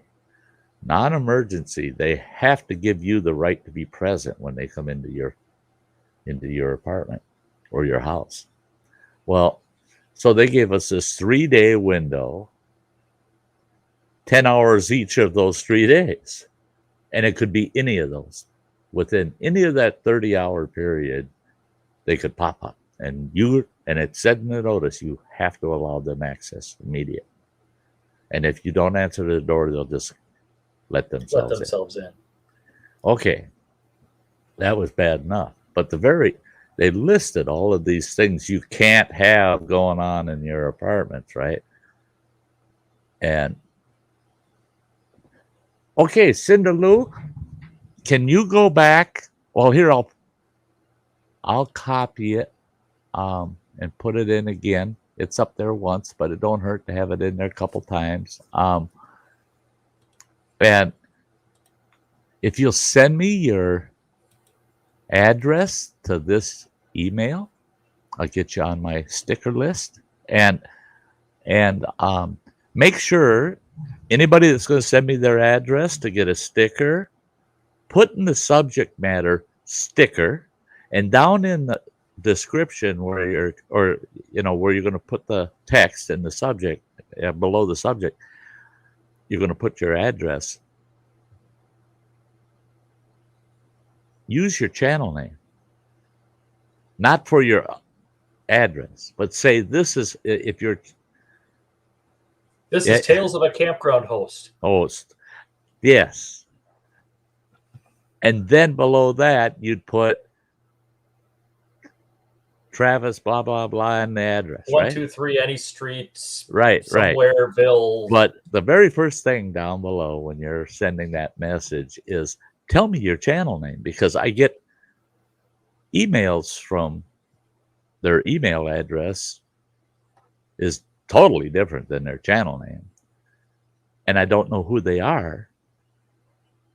And I get their name and address, but they don't say anything else. All they did was send me their name and address. Oh, jeez, Fox. So I don't know who it is. This is how you get a sticker from Sty North. Oh, yeah. If you're able to do that, Chaucer, you're able to send me a fresh address, man. A fresh address for that, puppy. Hey, that's something, Chaucer. You're great. That is so awesome. It ain't going to be a ton of stuff. There's going to be some miscellaneous things and a couple of channel T-shirts. But during the month of December, on my Thursday night and Sunday night streams, I think I'm going to be giving out on each of those streams all the way out till December 25th. I'm going to have a giveaway every single one of those streams. So you got a chance to win something, an outdoors item, a bushcrafting item, a T-shirt, channel T-shirt. I think the T-shirts will be going out on Sunday nights. And around the campfire nights will be more outdoors kind of stuff. But yeah, I'm going to be doing giveaways straight through till the December 25th. You know, it's the month of giving, right? Yeah. That's exciting. So it should be fun. It should be fun. I like it because now with StreamYard's, I like StreamYard's game picker, you know. Have you seen that, Travis? I haven't. We need to test that. Okay, let's test it. Let's test it, and then I'm going to have to say sayonara and get to bed because 5 a.m. comes way too early. Okay, I want everybody to put. Let's see.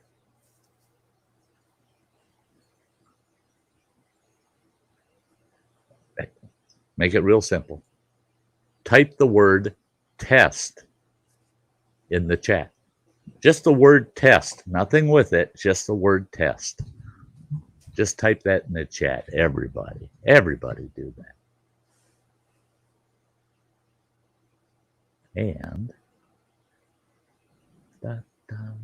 And while everybody's doing that, I got to give everybody a minute to get it in there. Pull up the giveaway tool and get it set up. There it is.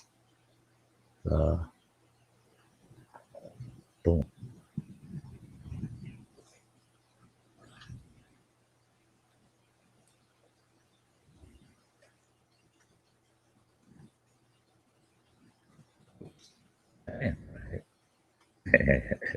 I better learn how to type and spell, you know. And here we go. Boom.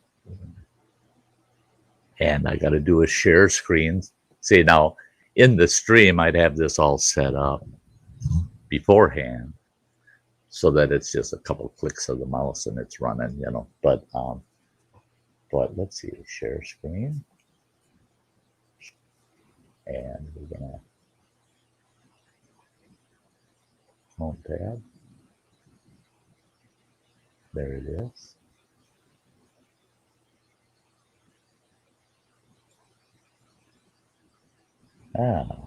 There. You see that? I do. That's the word of the day, is test. And what it does is when you put there's Adventures in the Heartland. They ran this earlier on their channel. They did some giveaways tonight. Ooh, exciting. But anybody that entered the word test would be in here, right? And I'm looking right now. 5 people typed in the word test in the chat. And, you know, you tell them, give them a keyword to put in the chat, you know. And what this does is it looks through your chat and looks for that keyword. And anybody that entered it gets added to the drawing. Then all I have to do is click on draw. And I tell people, time's up. Don't add anymore because this is it. And here we go. Let's find the winner. And all you do is click draw.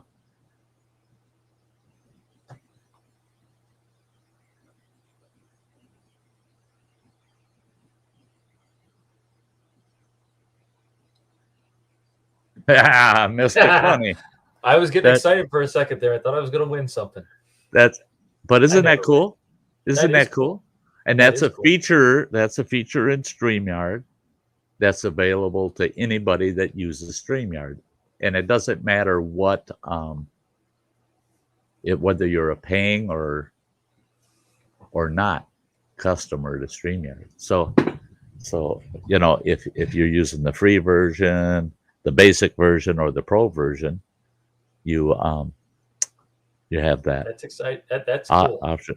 And what it is it's an app that you download to your StreamYard account. Okay. And you just go in and what I did was I just, you know, I tagged it to my tray because it's got a URL, you know. I tag it to my tray and I pull up the app, and it asks you what broadcast you want to use it in.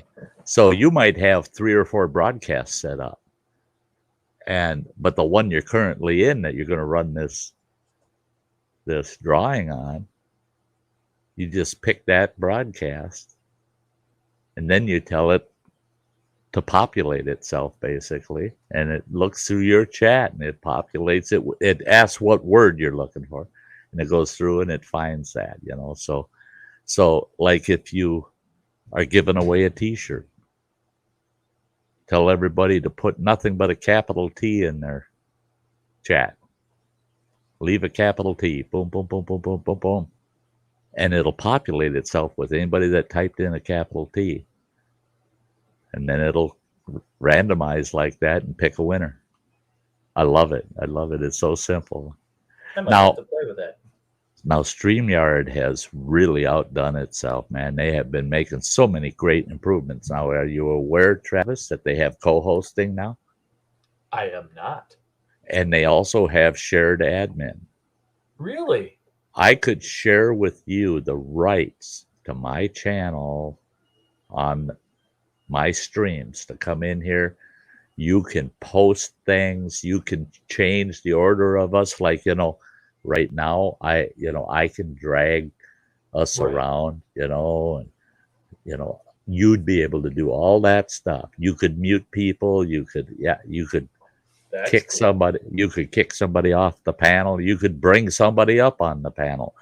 Yeah, you could do screen shares without having me wait for it in the basement and pull it up myself, Right.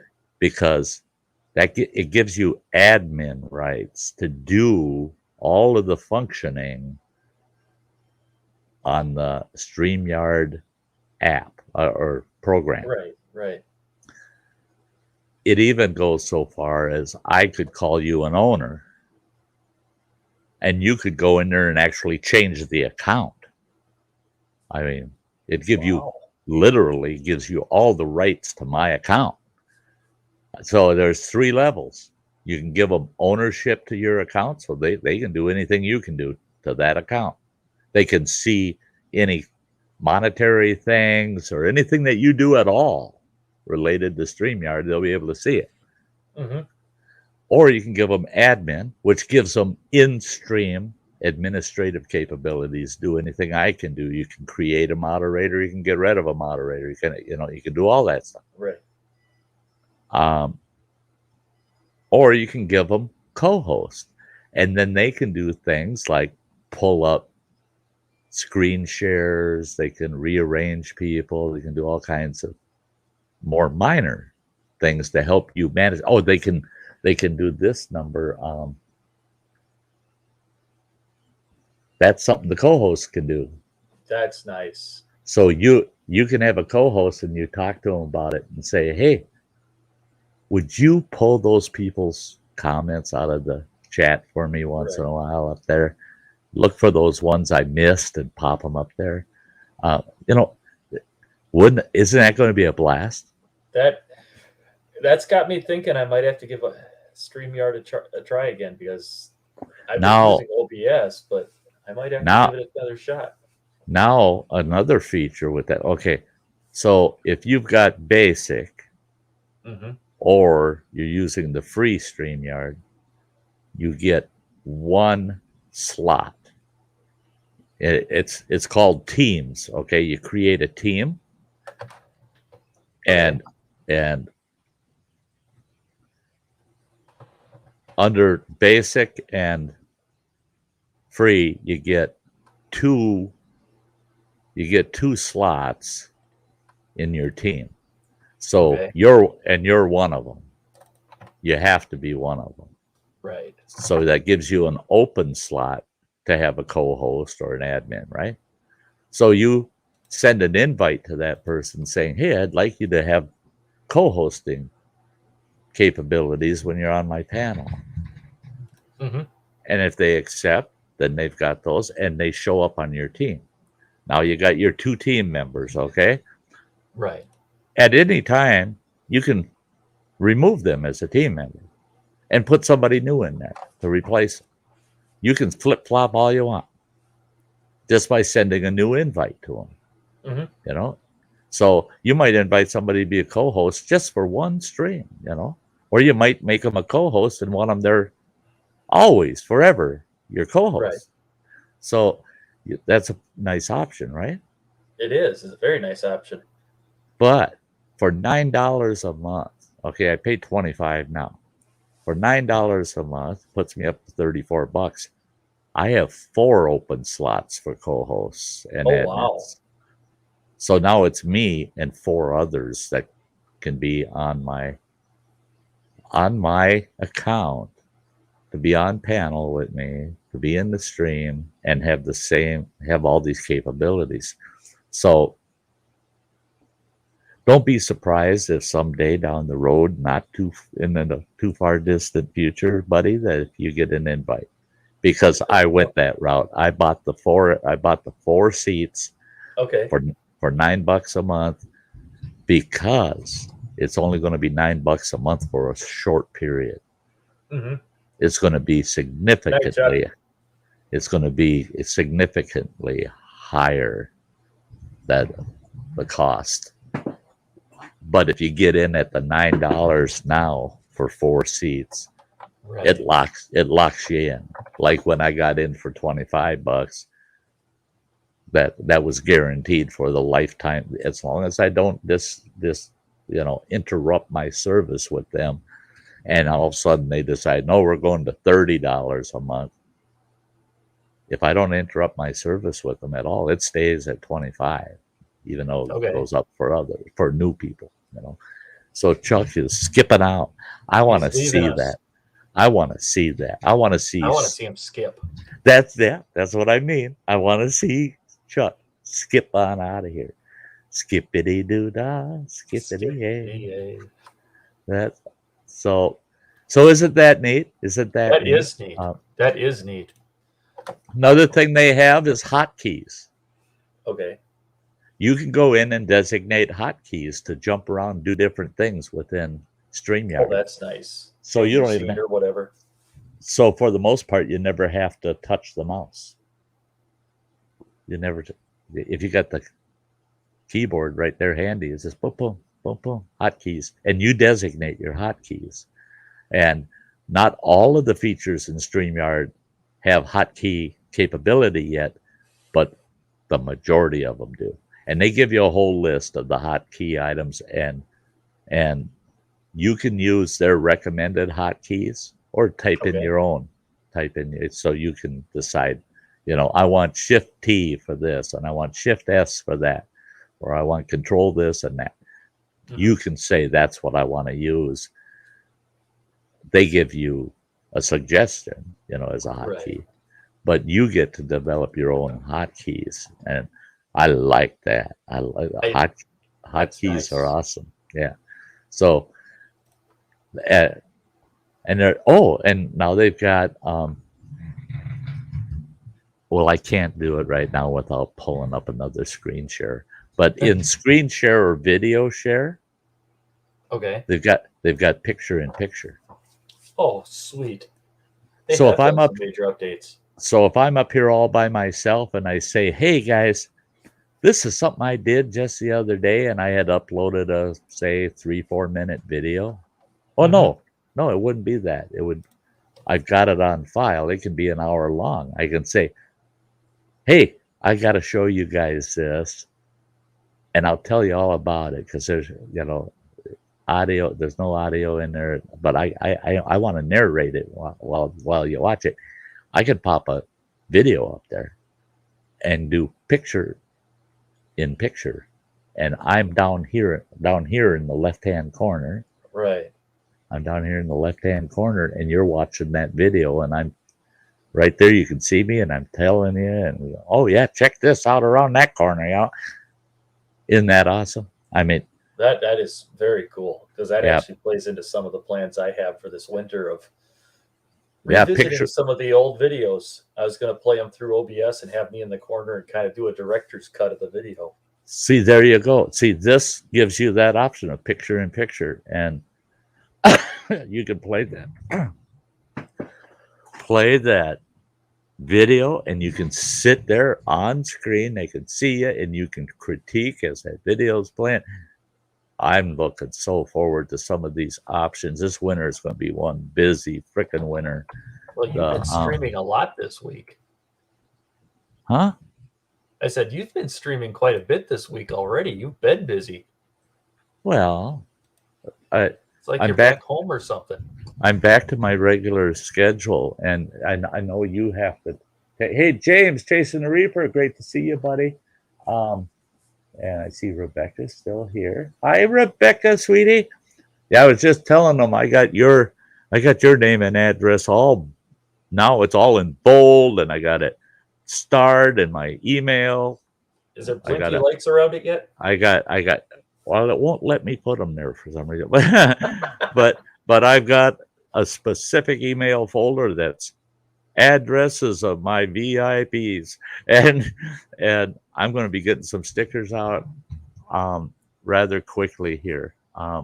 But one thing I want to do is, and this will tell you why I've been streaming so much lately. I'm going to show you this before you take off. This is only about a minute long. Okay. So this tells everybody out there what goes on the Sty North channel on a weekly basis.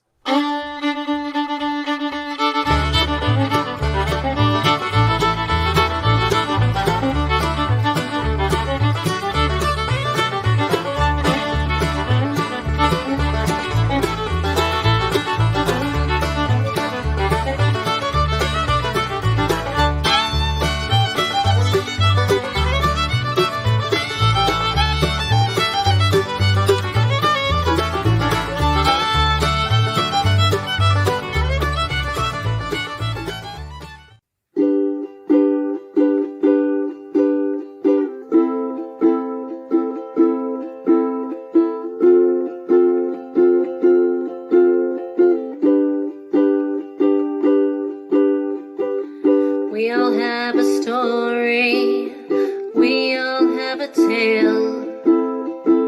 Well, there's a place I've come to know well, led by a man named Sty. He's full of stories, he is quite a guy. Sit around the campfire and hear him tell his tale. Some may be able to relate to him quite well.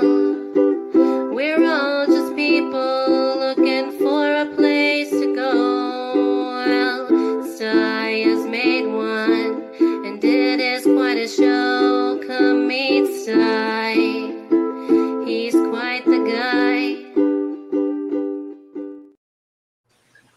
There you go. That's why I'm so busy. That's why you're so busy. 5 streams a week, folks. Yeah. Monday, Wednesdays, and Fridays at 5 p.m. Central Time. Thursdays and Sundays at 7 p.m. Central Time. You can count on it. And anything else I have, if I do a video or I just get a bug up my butt and decide to do a random stream and post a video, that could happen. That could happen. So that's the minimum weekly. The only time that there will not be a live Sty stream on any of those days, Monday, Wednesday, Thursday, Friday, and Sundays, is if one of those days lands on a holiday. Okay, now like this Thanksgiving, that Thursday night, I won't be doing a round the campfire on Thanksgiving Day. Yeah. So I figure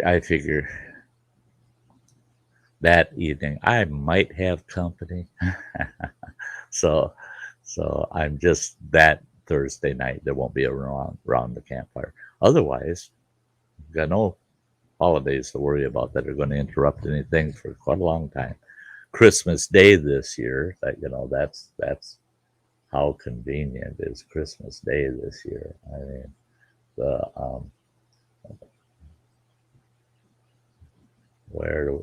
there it is. Yeah, it lands on a Saturday, and usually I would be doing no stream. It's Saturdays. I don't have that's my day off.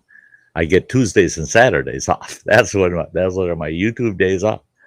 Well, on December 25th, that Saturday, I'll start streaming at noon and won't shut it down any sooner than 8 o'clock that night. So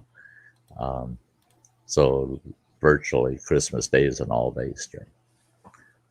So yeah, lots of busyness. So with all of StreamYard's updates, and they're still working on more. I mean, there's still a lot of things they want to work on. But with all the updates they've got now, to work with them and to apply them, I love the fact we can upload 5-minute videos that are over in our branding that you can just click on. I mean, you don't have to think, you don't have to share, you don't have to not just click on it, right? And you can title them so you know exactly what you got going. Entry clip, this, that, and the other. Yeah, I like Yeah. that. And TM's got a good question. I think I Can know you the let answer, but I someone wanna host hear- your I want to hear show that answer. with you, not in the stream, so you can take a day off? So, like for example, you All right. end up having to be busy, and you say, "Hey, Travis, can you host around the campfire for me tonight?" Right. If I set you up as a team member with admin, I would have to set up, I believe I have to set up the stream. It's not, hasn't been posted or nothing. But I set it up and say, yeah, the stream's going to go live at, I could set it up a week in advance. Say it's going to go up next Thursday night at 7 p.m. Post it, right? Right. It'll post to YouTube and it'll have the reminder button and all that. But it's created in StreamYard. And if I gave you admin rights, I don't even have to show up. You can show up, go into studio, open that, and it's you in there. Right. Not me. And you put yourself up on the screen and you get all ready to start the intro and you take off and do the stream, and Sty's not even there. That some bitch is across the country watching it on his phone. Going, hey, I'm glad I picked him as an admin, man. He's doing a good job. We're having a round the campfire tonight, even though Sty couldn't make it. Isn't that sweet? That is sweet. Or Okay. you just do random, guest hosts and stuff like that. That could be entertaining. Now here's something, Travis, you're gonna love. Guess what? What? Because you would be, if you had that level, if you're a team member and I've got you on my stream, you're a team member, Right. and I set it all up. Guess what I can do? What's that? See, when you come on to be a co-host or an admin, you're not coming into my StreamYard. You're doing it through your StreamYard as a proxy for me. Okay. What does that do? Guess what? It streams on your channel and my channel. Oh, that's cool. So it's simultaneous streams. All we have to remember to do is after a live stream is go to each of our channels, and what I would do is I'd have my co-host or my admin, person. When I say co-host, really, it's anybody that I would have in that position. Right. I would just, brief them up front that after this, every stream we do together like that, and you have that team member status, make sure, because that stream is going to post over on your channel. After the stream, go in, select it off of contents, open that stream in YouTube, edit, and tweak the title. Tweak the title a little bit. Go down into the description and delete. Well, don't delete it, but add in some of your information. Mm-hmm. Okay? All my stuff is still there. You go in and tweak it and add, and then you save it, and it meets all YouTube's requirements for duplication. Okay. Uh-huh. You'll never have them give you, where they're gonna a strike. Yeah, there won't be any strikes or issues to go with it. Isn't that sweght? So if I'm now that means you're getting all of your people viewing. I'm getting all of my people viewing, but both of our channels are seeing all the viewers. That's cool. Isn't that sweet? Isn't that sweet? So if I've got somebody that I really trust, like you, buddy, and we want, like I told you, sometime this winter here, I not might too be far, getting an email. yeah, not too far down the road here, I hope. I want to do kind of like a marathon type stream Right. promoting your channel. We want to Mhm. get you some subs and views, get the watch hours, get you built up a little more. Right. And Right. and now with all these features, that's exactly the way I would intend on doing it, is that it would be with a co-hosting feature so that they're actually interacting with both channels at the same time. And now I'll see. I'm looking at my tweaking my budget. It's a little tough with my budget. It's like, How far can I stretch this dollar without tearing it? I don't, just a little more. But I think I'm going to go with StreamYard Professional Business. Okay. StreamYard Business. I don't recommend that for 9 out of 10 people. Even worse than that, I think 9.9 out of 10. I don't recommend that. That's, you're going to spend $50 a month. Right. I was just looking at that while And you're talking prices. I'm actually reading the features. and there's only a few extra features you get.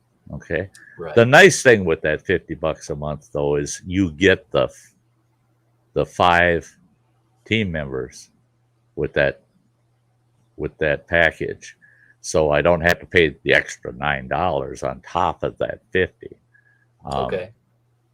Because if you have the professional level, you get those 5 slots. So I can create 4 admins and the like. But what I want is it gives me up to 8 destinations. Mm-hmm. So if I do a live stream with a co-host, and let's say they've got a Facebook page that they'd love to have their live stream going to live. Right. It can get kicked there. And I've got the Sty Shack. I'd love to have my stream be simultaneous here on YouTube and at the Sty Shack. I could select all 4 destinations. My channel, your Facebook, my Facebook, and it would simultaneously stream to all 4 of those locations. That's cool. Isn't that awesome? Now That is you talk about owner or viewership and what you could do. You could say, hey, all you folks, great, awesome folks that are over there on Facebook, hey, I don't care if you like YouTube or not. If you don't want to watch anything on YouTube, but you like watching me, hey, help the channel out. Jump over to YouTube, pull this video up and give it a thumbs up and subscribe. You can watch it from that point forward on Facebook all you want, but help my channel out. Jump on over to the YouTube side and give me that sub. Man, do you spread your platform out? No I mean, kidding. my gears have been just going 100 miles a minute here. Mine are going at least that fast right now. Well, Sty, I had a good fall on Sunday, but didn't have the GoPro. Got my pant leg stuck in the shovel. Yeah, I was just telling them earlier, Mystic Bunny, I tripped over a cooler out here this morning, landed butt first straight on the blacktop parking lot. And I think sounds painful. It is. Right now I'm it's not comfortable. You're getting a little squirrely over there. Yeah, and I'm getting lower in my chair. I started out You're above shrinking. the screen, You're shrinking. and yeah, I'm shrinking. Anything to try to make my butt feel better. And hey, I'm looking here. I got Mojo, my bud. There you are. That's great. Mojo's in the house. But that's something, see, and that's what I like with the co-hosting too, is say you and I were co-hosting this right now. Right. Whoever you got over in Facebook, If you want them up on the panel, you think they'll come up and there's somebody you trust. Right. But I've never had them up. You could send them the link. You just go down to the invite button, pull it up, copy it, and send it to them over on Facebook. And one of your followers, one of your buddies off Facebook, whatever, all of a sudden pops up down in the basement. And if I'm not paying attention, you can say, hey, I got a surprise for you, Sty. I brought somebody over here. Check this out. Boom. And pop them up. Because we're co-hosting. Right. We're doing it together. I love that. I love that whole aspect. Oh, you've got my wheels spinning right now.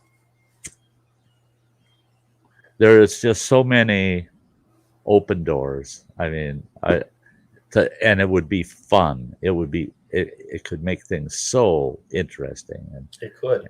And again, because if I understand this right, because you're running over off of your StreamYard onto mine, right? Mm-hmm. You'd be able, over in your brand column, do things like this out of your branding.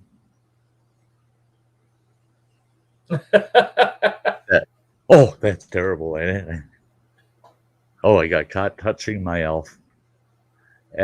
Or you could throw something out like that, or you could do the dancing bear. You could, all of those things that you may have in yours, you could pop up there.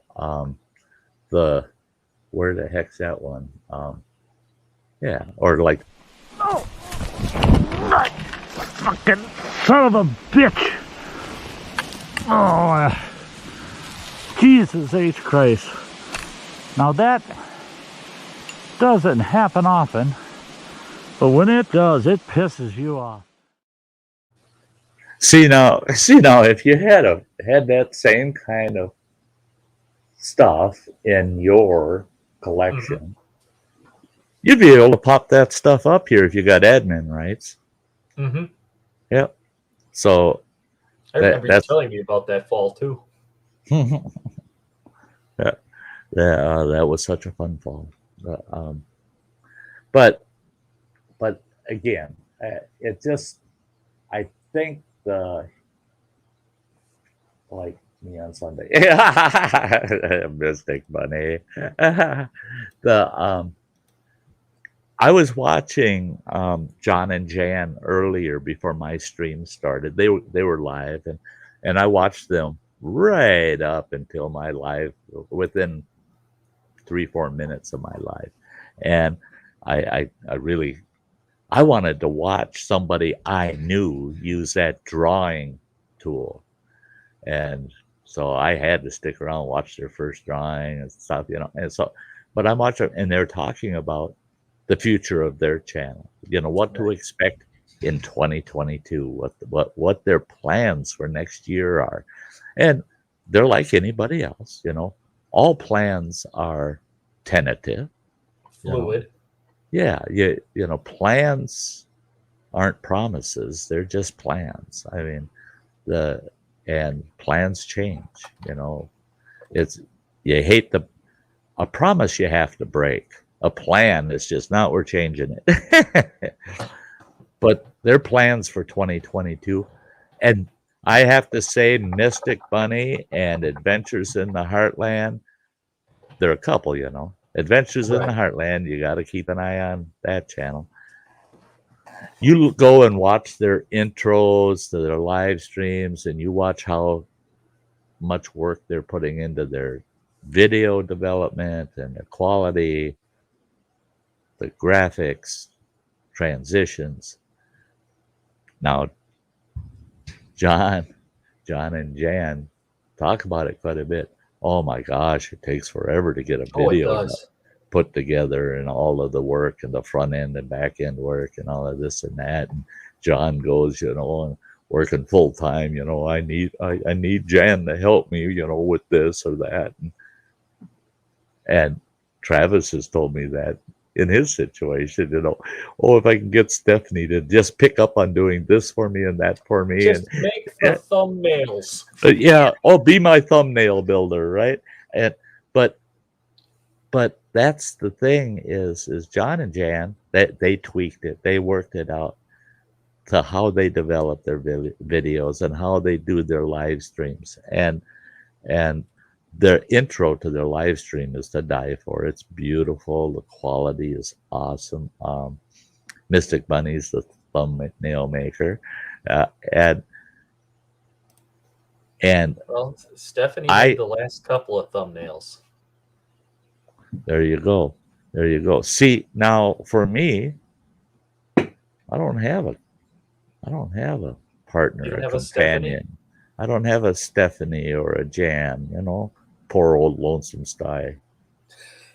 Oh shit, there's a song. I better call Sam and let her know. I got a new song for you to write called Lonesome Sty. Yeah. That'd be kind of funny, actually. But It probably would be. yeah. But I love hearing it.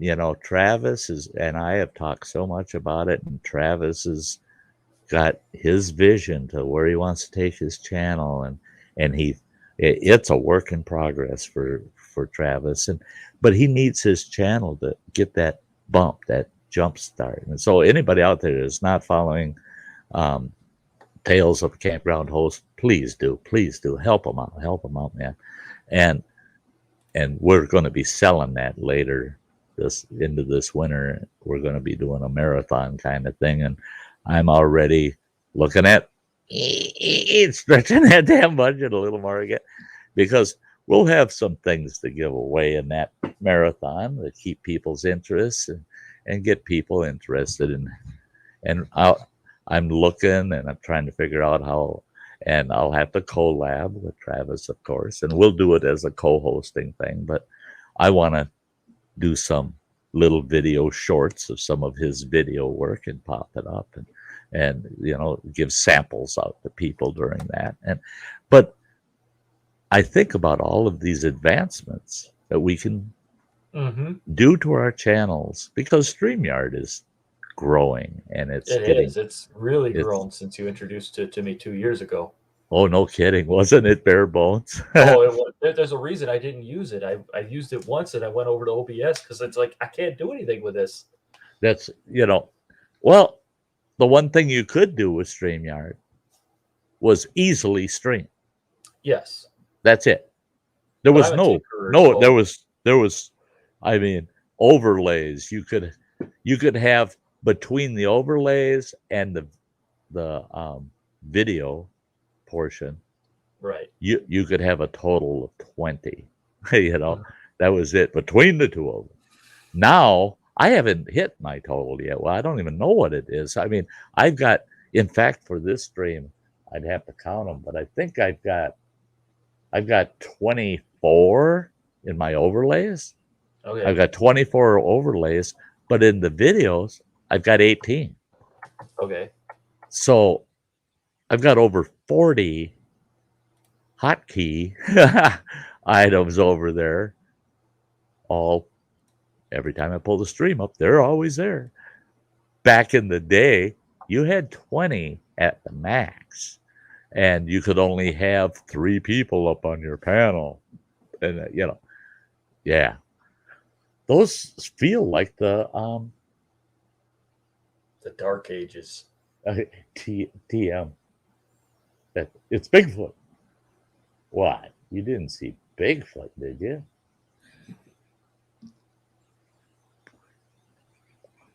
Shake it.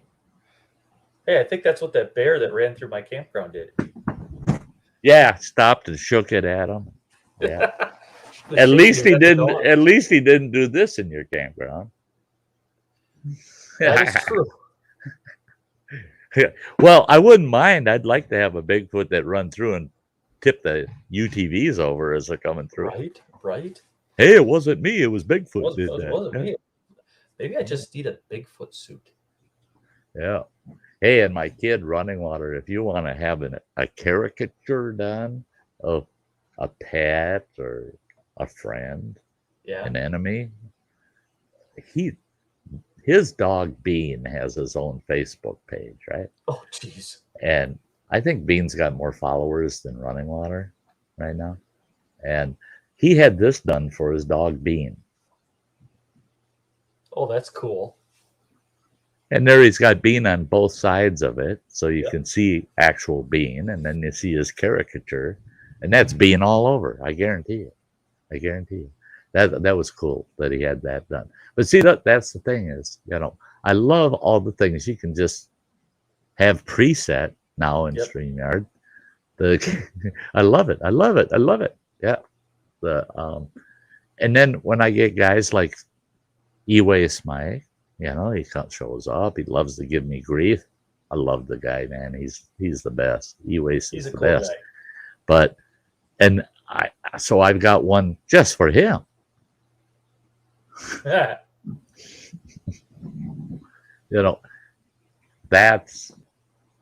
That's what makes doing our streams all these extra features, that we can keep it interesting and keep it fun. And that's why in that stream last night, when I get in this spat with somebody, I didn't feel good about that the rest of the night or most of the day. Not because of the issue or anything, or the individual, none of that. I felt bad because that stream, I haven't laughed so damn much in the longest time. Some of the best jokes you ever heard, man. Oh, I bet think of a time you probably laughed at least that hard. You sent me a text about it. But last night was one of those where I bet you there was 35, 40 jokes I haven't heard. I mean, as I looked, Samantha and I both were laughing so hard through that stream. And I even mentioned to Samantha, this is what live streaming is all about. Oh, absolutely. For everybody to just let loose, enjoy each other's company, and have a good time and a good laugh. And she played a half a dozen. She did a half a dozen songs last night, and it was amazing. It was a blast. Oh, listen to the loon. I haven't turned off my loon notification on my phone yet. Oh, I wouldn't be able to. Yeah. I missed my loons. They weren't around much. Although I had some swans the last time I was at Black Lake. Yep. When I was doing all the campgrounds, just checking the bathrooms at all the campgrounds. Yep. Black Lake, on 2 occasions, I parked right at your site. Right. And I walked out to the water's edge there and watched the swans down by the boat landing. Oh, they were down there? They were down there. Well, there was nobody in the campground. Right. And so there was no traffic or anything going through. And I think the swans were just checking it out because it's, it's got the shallows along the edges and, and they're feeding along the edges. And, that's what I had at East Twin too, is the last month I had swans and geese. And I think only 3 or 4 times I saw the loons, but they weren't singing. It's like the loons are showing up, but they ain't got nothing to say. They were pretty loud. I think the last night I was there before I was done for the season. And they were pretty vocal that weekend. Yeah, in October they were dead quiet. Everywhere I went, moose, black, east, beaver. Never heard a loon the whole month of October. But I saw them. I saw loons, but they weren't. Oh yeah, they were there. They just didn't say anything. They just weren't talking, and it was just like no. In fact, I'd rather hear them. If I had a choice between seeing them and hearing them, I'd rather hear them more often than see them. Yes, I love laying there at night and just listening to them. Oh yeah. There's been many a night where it was pretty doggone chilly, and I didn't want the upper windows open in the adventure trailer. But I'd hear them loons I'd jump up and I'd open both those sliders and just lay there in the hammock and go, listen to that shit, boy. I love That's, listening to that. That's why it's yeah. the notification on my phone drives my students nuts when it goes off because my ringtone's the same thing. A bunch of Yeah, Mystic Bunny's a loon lover too, boy. She loves the sound of the loons.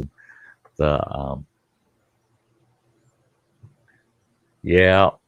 I feel that, I got to do this because I have somebody new. This takes less than a minute. And then we're getting pretty close to wrap up tonight. But I got to run this real quick, guys. Check these great people out.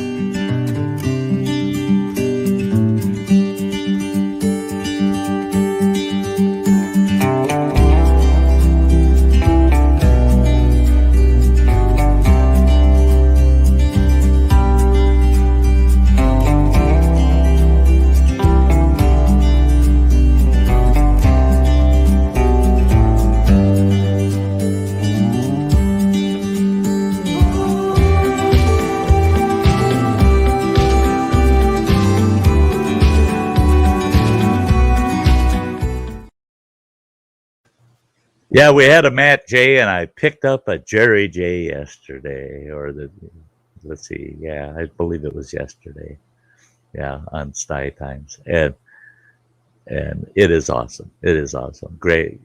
That's the thing too. Is I thought about with all these new features, and we got be able to do co-hosts. As time progresses, and I'd like to do collabs. So that it just opens the whole world of collabing to all of us. If you want to collab with another channel, you set up a stream and you want to collab with a good channel that's a friend of yours, send them a host invite and they can come up and they can share things off of their channel. They'll have that ability. You don't have to say, could somebody pull their channel up and check this out for me? And that, no, they're right there and they have the ability to do it in your stream. And all that collabing. And the only thing I can see, and I'm sure it's going to happen, it ain't going to happen to me because I can see it coming. I can see it coming. Is somebody that decides, I'm going to set up a team and I'm going to have 4 people, because I can have up to 5 and I'm one of them. I'll be the owner, but I'm going to set up 4 admins. And they're going to get 4 different people on there with 4 different ideas of what should be going up on screen, and they'll be popping. Boom, boom, boom, boom, boom, boom. I can see that happening. And it's like, holy shit. Yeah. 2's company, 3's a crowd. What's going on here? And so I think that's where creators are going to have to kind of figure out, and it requires then pre-stream meetings and consultation with whoever's going to be co-hosting with you. If it's one co-host, it's not so difficult. You just say, we're not going to do this, and we don't want to do that. Don't bring up this person, and don't, right. That stuff's easy to do right up front. 5-10 minutes and you got it figured out, and the 2 of you take off. But if you got 2, 3, 4 people up there that have those capabilities, then you got to have a better briefing and let them know that to participate in a collab of that size and that much involvement, there are certain rules every one of us have to follow, Mm-hmm. Well, and I think that's where that picture I sent you of my stream notes that I'm working on comes in. If you're going to do that sort of a collab, you almost need like that common document where you can say, this is what we're going to try and do. Right. So that everybody's on that same page. Right. This is what we're looking for. This is this is the product we're all coming on here to produce, you know. Um, hope you have an amazing weekend coming up. Hey, Mojo, tomorrow I've got Sty Times, our show. And then Saturday I have off. And now usually Phil or somebody's going to be streaming Saturday nights. This Saturday night, I've got some plans. I actually ended up with plans that will probably interfere with me getting on YouTube Saturday night. And then Sunday, we have Sty Story Sunday. So, and that'll be the first Sty Story Sunday now that I'm back into full streaming. And yeah, I'm enjoying it. I'm watching my viewer count, my watch hours in analytics on YouTube, and I'm going, I felt disappointed when I looked today, and I'm going, wait a minute, I only had 200 and some views in the last 48 hours. Then I realized, oh no, there was a gap because the stream dropped off and the next one popped on.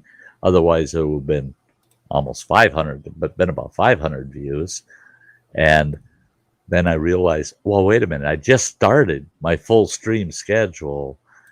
This time next week, I'll be seeing 2 streams almost every day of views and watch time on that analytics.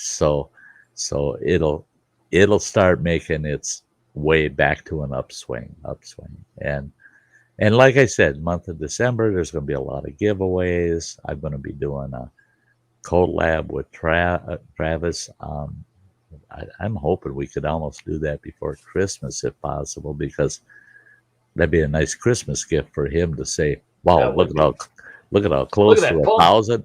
If he hit 1,000, man, that'd be one hell of a Christmas. That would be one hell of a Christmas present, because I'm at 317 right now. But it's surprising. It is. I mean, this last month I've gained 40, which is just, that's the most I've ever gained. It's gonna go. We're gonna get it going. And that's it. Is I you know, a lot of times when you do a marathon, and when we figure out when we can collab that, and I want to get some of the co-hosting stuff, the bugs out of it, and figure things out, and what process I want to use in that marathon to keep people's interest and to draw people in. And then I'm going to probably do at least one marketing video for that stream. Just telling people, hey, when that pops up, get that reminder. You got to be there. You got to check that stream out. It's not just your typical old promote your channel kind of stream. This is going to be a fun time. This is going to be a fun party. Yeah, we're going to be having a blast, not just getting some channel growth, but we want to have a good time. And then I'll probably do a random stream, maybe 3-4 days before we do that actual collab, because then I can do a short stream, hour and a half long, of just promoting what's coming up. Promoting the promotion. Right, exactly. Yeah. Promote the channel growth stream, and I think we should do pretty doggone good. I think we should do pretty doggone good. And that's another thing. Once I'm relocated in January or February, I don't know. I do know that it'll be before the middle of January or February. I do not want. I want to be out of here before. I want to, if I can get it figured out now, within the next month, I can give my landlord my 30-day notice Mm-hmm. and be out of here by January 31st. But I got to make sure my kid is out of that house and I can get in. That's one of the concerns, and I got to make sure I can get my stuff out of here by that Well, date. I'll help And you with that part. yeah, and that's it. Is once I know those they're hard, I can give them a move out date, right? Mm-hmm. That's one thing here too. Is they keep the deposit. You ain't getting a penny of that back. They haven't given up. Every apartment I have ever rented, they have found an excuse to keep the deposit. And they're not shy about it here. They just tell you flat out, it costs us XYZ to have the whole carpet steam cleaned and shampooed. And I do have to say they do a good job. That your carpet can be pretty rough, and when they're done, it looks like it'll look like they just laid new carpet. They got really high end commercial gear that they're using and chemicals and the like, but they say, well, to do your carpet, it's going to cost XYZ, and then they always say, we got to paint the whole apartment. Yeah, you were hard on the walls. You were hard enough on the walls that it requires painting, not because of normal wear and tear, but because you weren't careful with banging furniture against the walls, or you hung pictures that left something on the wall or something like this. Now behind me is all concrete, right? And I've got Velcro, adhesive Velcro on that wall. You peel that off, and to get rid of the glue, I tried to get rid of the glue. Well, to get rid of the glue, you got to get rid of the paint under it too. There's no way that glue's coming off that sucker. It's soaked right into that latex paint. And so they're going to say that whole wall has to be painted because of your Velcro. Mm-hmm. And they're to paint the whole unit, they usually charge the tenant. Well, for the shampooing of the carpet, they charge $200. Mm-hmm. They charge $200 to paint the whole apartment. Mm-hmm. Well, that's $400 of the $450. I guarantee you, they'll find something to spend that other. Oh yeah, they'll find something. Something. They'll say the curtains don't work right or something, and we got to replace those. So we'll charge another. That they'll burn up that $450. Oh, easy. And so that's why I don't want to have to give them rent in February if I can avoid it. I'd rather give my new rent to Running Water. Right. Well, like I said, let's make it happen. That's it. We will, buddy. We will. We're gonna have fun. We're gonna have fun. Native Grammys. We're gonna make a moving Sty video. Native Grammy. I knew you had people close that would help you move. Native Grammy, I've got one person that is so far removed, and that's Running Water. Mm-hmm. Right now, he's out on the East Coast somewhere, trucking away. And I got somebody that's, what are you? About an hour. About an hour away. And those are the only two people that have offered up to help me out. A lot of people say, oh, Sty, so many people like you, and that you must have all the help you ever need, this and that. I'll tell you what, all those people are you wonderful folks here on YouTube. Really, you are. You are those people. And I would never, ever ask anybody here on YouTube to come and lend me a hand. I mean, we got so many miles between all of us. Our hearts are tight or close, but it's like, and I got to get that. So I don't have it in my branding to pop it up, but I got this picture of a couple of jackasses. One's got his head cocked to the side, and it says on there, My heart is with you, but my ass is here. And that's the way my life is. My heart's with you, but my ass is here, and and that's it. As I know I love every one of my followers. They'd all, if we all lived in a tight community close to each other, I can picture the old school, old fashioned. I need a barn. Well, we're going to have us one hell of a big picnic. We're going to put your damn barn up. Every one of us is showing up because we love each other's company, and we'll all be there, not just to help one of ourselves, but just to have that time together. Yeah. That it's priceless. It's priceless to know that there's still that many of those type of people in our world, that would be there for you. If it's at all possible, they would be there for you. And it's great.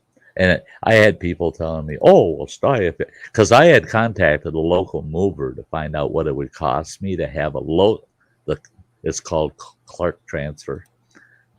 They're like Mayflower or any of those other movers that move households, and they have base pricing, but they give you that base pricing as an estimate, which is subject to change depending on actual physical items you have, right? Well, the base pricing for a one-bedroom apartment, they don't care about the square footage. They just want to know how many bedrooms. One-bedroom apartment, the base pricing, the minimum I would pay to have them move me, even if I hauled all the small stuff myself well before they showed up. If I got it all boxed up, ready to move, their base price to move me was going to be $600. Oof, duh. And they figure it would take them about 4 hours. 4 hours? I plan on partying. Well, they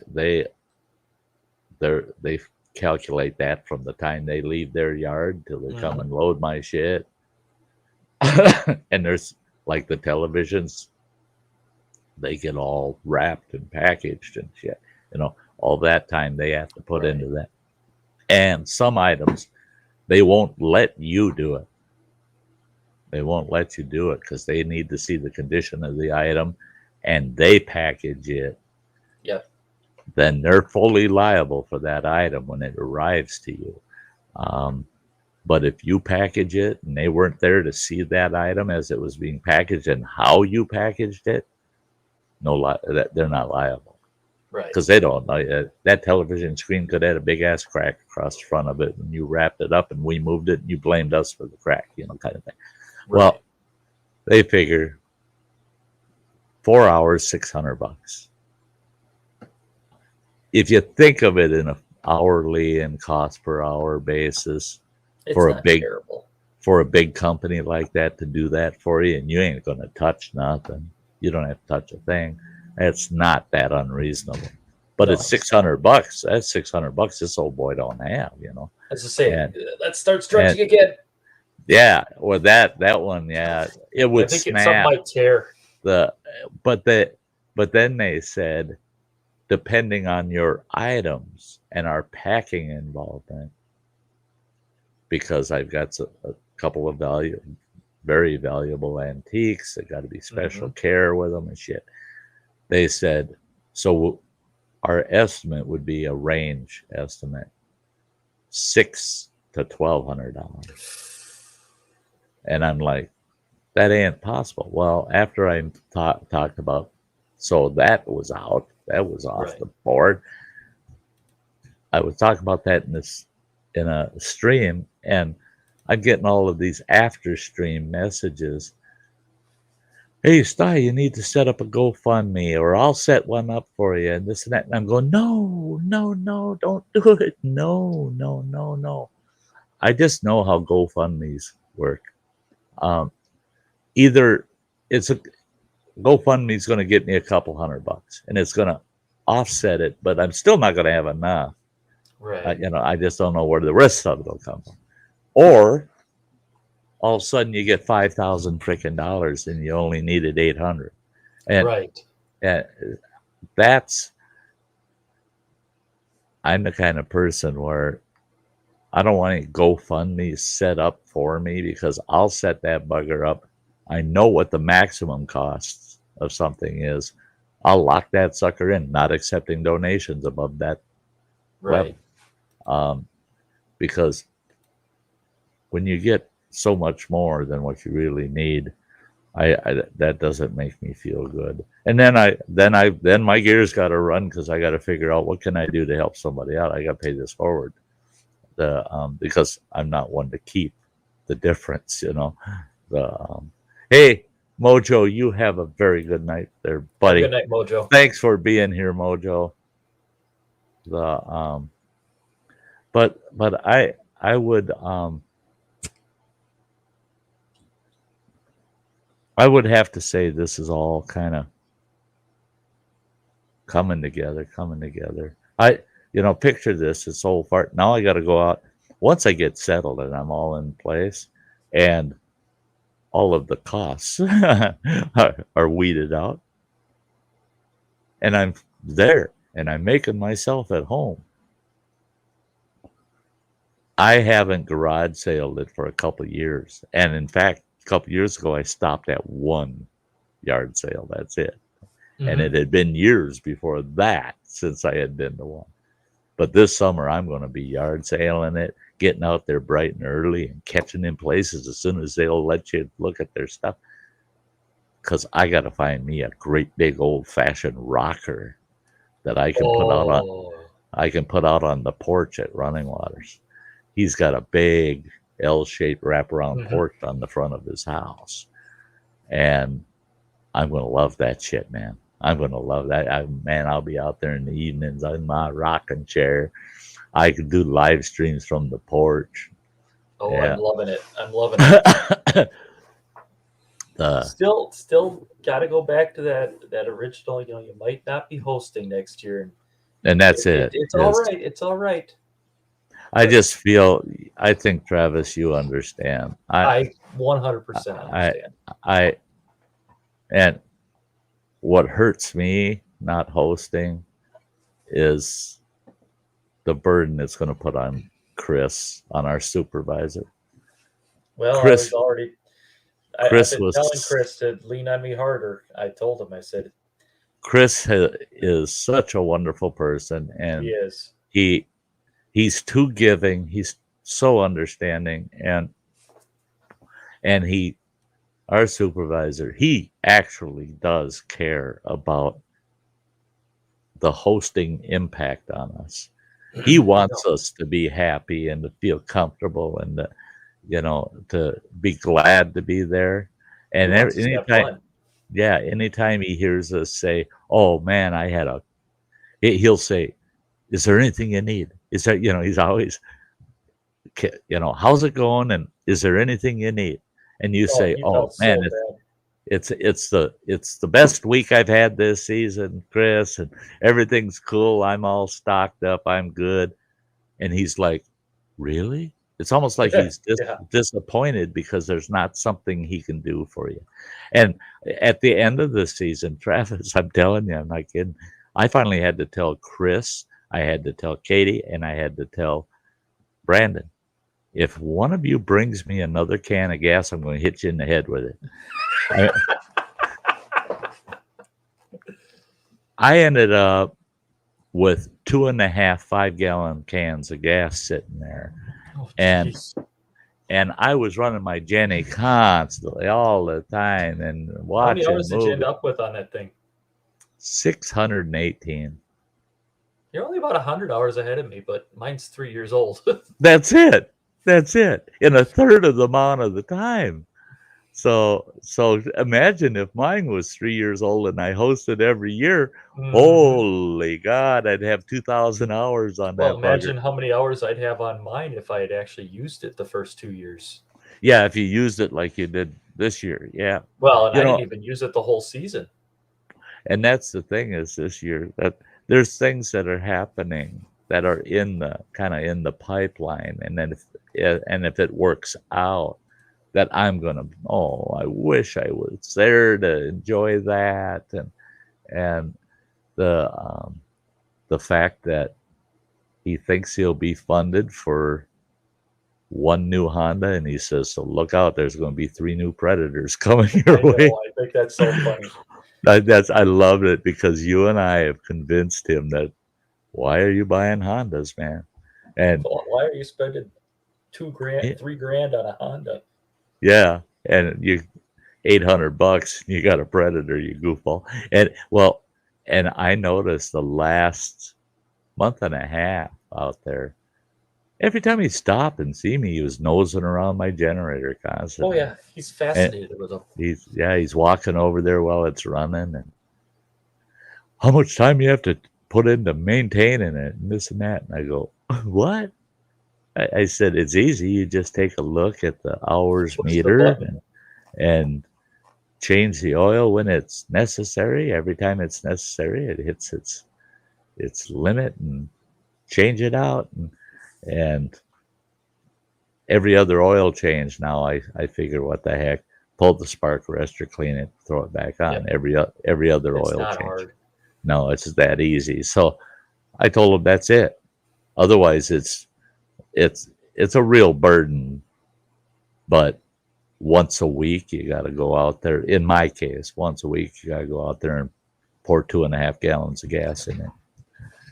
And I said, starting, it's a real bitch too. It could Yeah, be I gotta push raining to beat hell, and I run up my camper and run about 12 feet and go boom. Then I run right back in.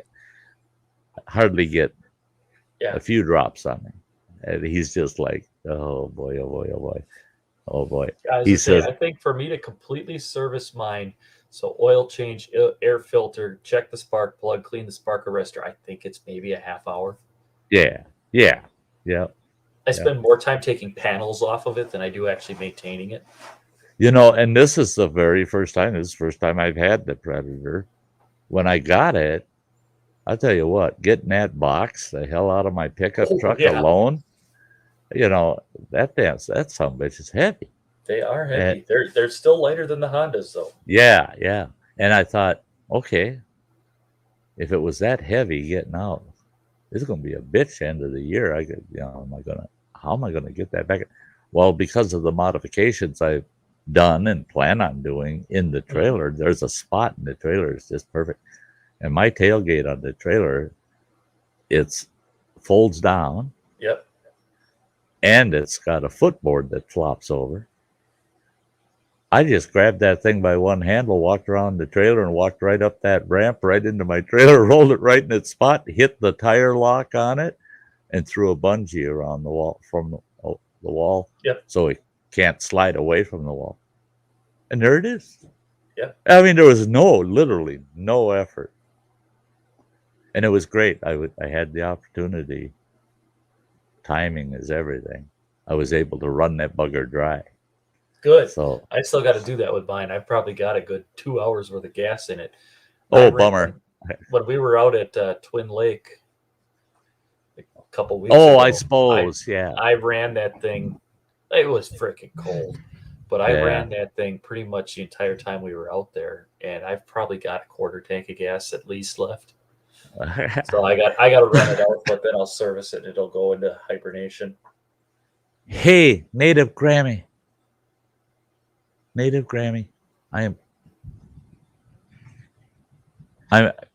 got it written down on a different pad. I'm putting it here as an additional note.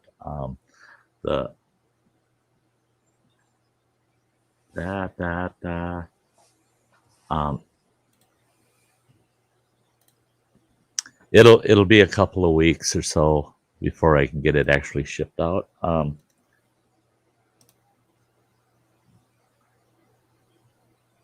There we go. That's sitting right smack in the middle of my studio until it's out of here. I found out just a couple weeks ago. I asked the gal at the post office. I told her, I said, I'm still struggling. I don't know what to do. And she goes, what's the big deal? And I told her, I said, I want to ship a walking stick. I said, I might want to ship 2 or 3 of them over the next several months. Because I've got a bunch of walking sticks. And this is just I don't want it to be a spoiler, but later in the winter and probably in December, a walking stick, a Sty stick, here and there will be part of a giveaway. So you could get a custom maple or diamond willow walking stick by winning one on the channel. Oh, that's exciting. And I think that'll get some people. I think that'll get some interest. Our post office closed. Got to use physical addresses now. Okay. Yeah. You make sure to do that for me, sweetie. But I got to do this. Boom. Just so it's easier if she wants to catch my email address and send me that physical address when she has it. But the gal at the post office, I told her my dilemma. I said, these walking sticks, if I ship them, they're about 5 feet long. Right. And she goes, why are they so long? That sounds more like a wizard's wand or something. Gandalf. A Gandalf staff, And I said, that's because when the recipient receives it, I give them instructions on how to properly lower it to their perfect hiking height, right?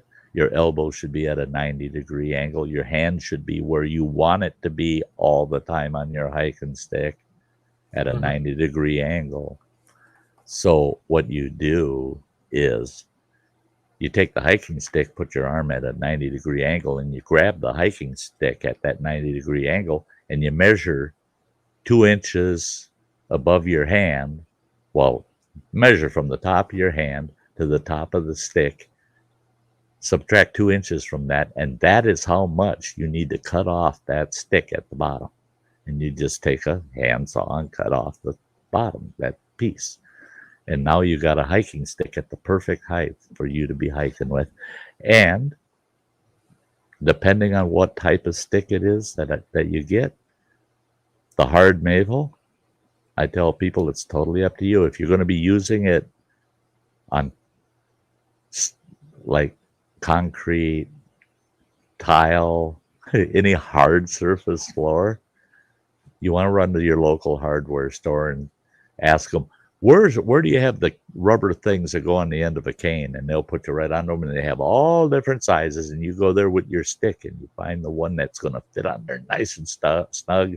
It'll cost you maybe $1.50, and you get a package of two to four, depending on the size of them, and pop one on that stick, and now you're not good, because those sticks on a hard surface. Oh, my walking sticks make so much noise when I'm on the concrete and blacktop. And you don't dare depend on them because the buggers will slip out on you. Yep. Did you see the Johnny Come Lately in the chat? E-Waste Mike made it. Just fashionably late. I gotta give them a welcome, being that we're getting to the end of the stream. Right. There you go, Mike. It's so good to see you. Everybody salute Mike. There we go. That's the it is awesome, Mike. It's awesome that you're able to pop in. Then make it tonight. Got a lot going on. Yeah, I believe it. Mike's got it. I mean, that man for the last year has been pulled 10 different directions. I mean, and I don't know how he can cope with it. He's done such a good job of coping with life, and life's a bitch. And we all, like they say, life's a shit sandwich. We all got to take a bite,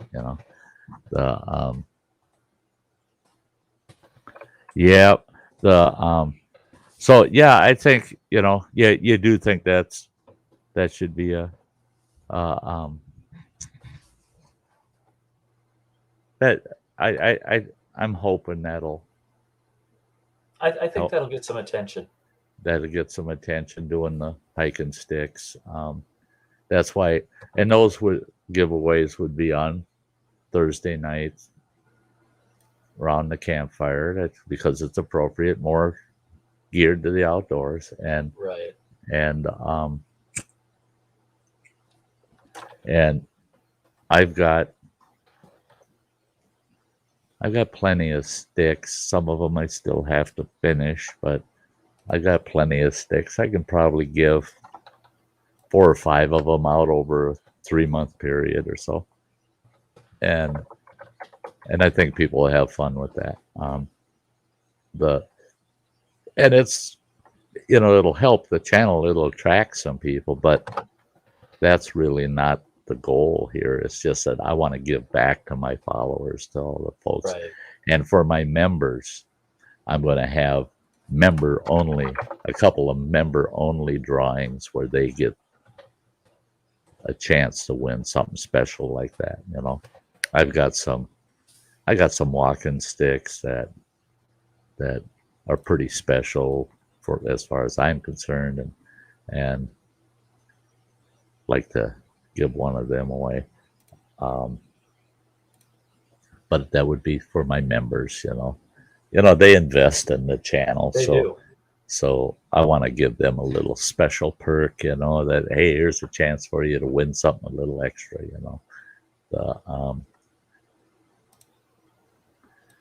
But I just want to do more of that.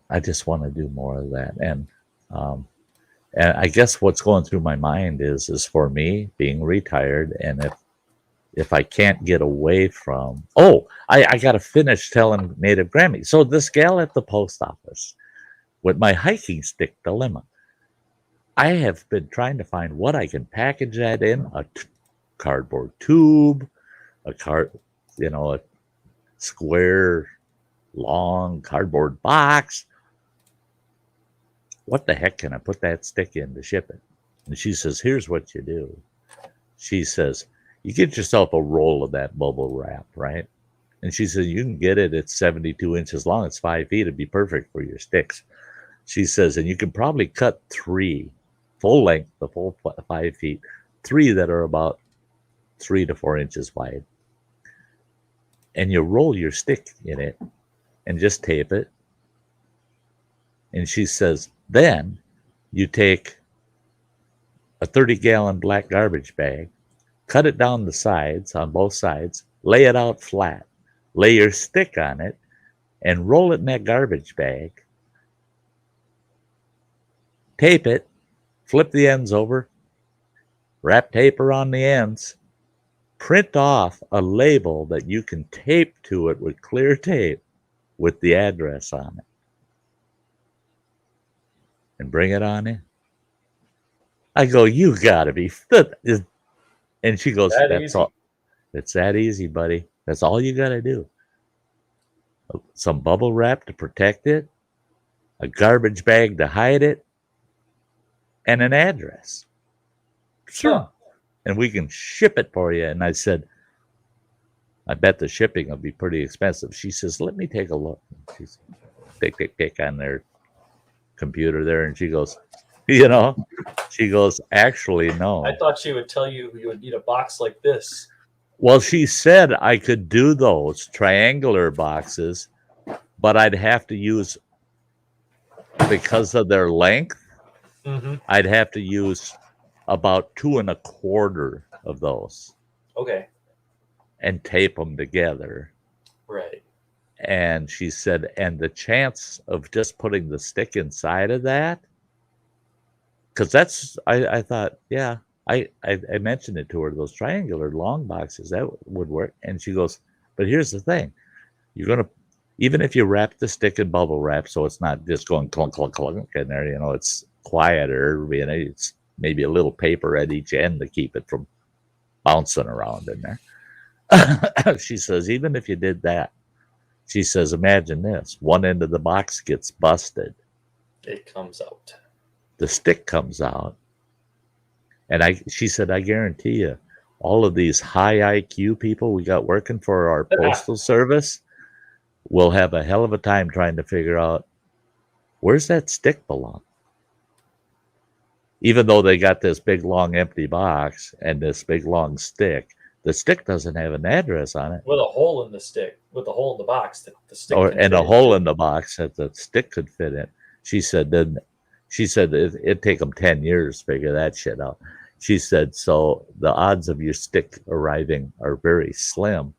And she said, you'd be better off doing it the garbage bag way because the label is the package. You know, the whole thing is the stick can't come out of it.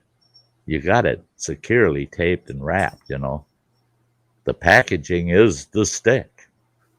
And she said, and you don't have to put fragile on it. I mean, she said, for delivery purposes, they're going to love it, man. They can just throw it on top of the load. They can stand it up against the side of the truck inside, you know. And they said, very convenient, easy. They could stick it under their arm, grab a big load of boxes, and walk into the place with it, you know. So she said, no, you should have no issues.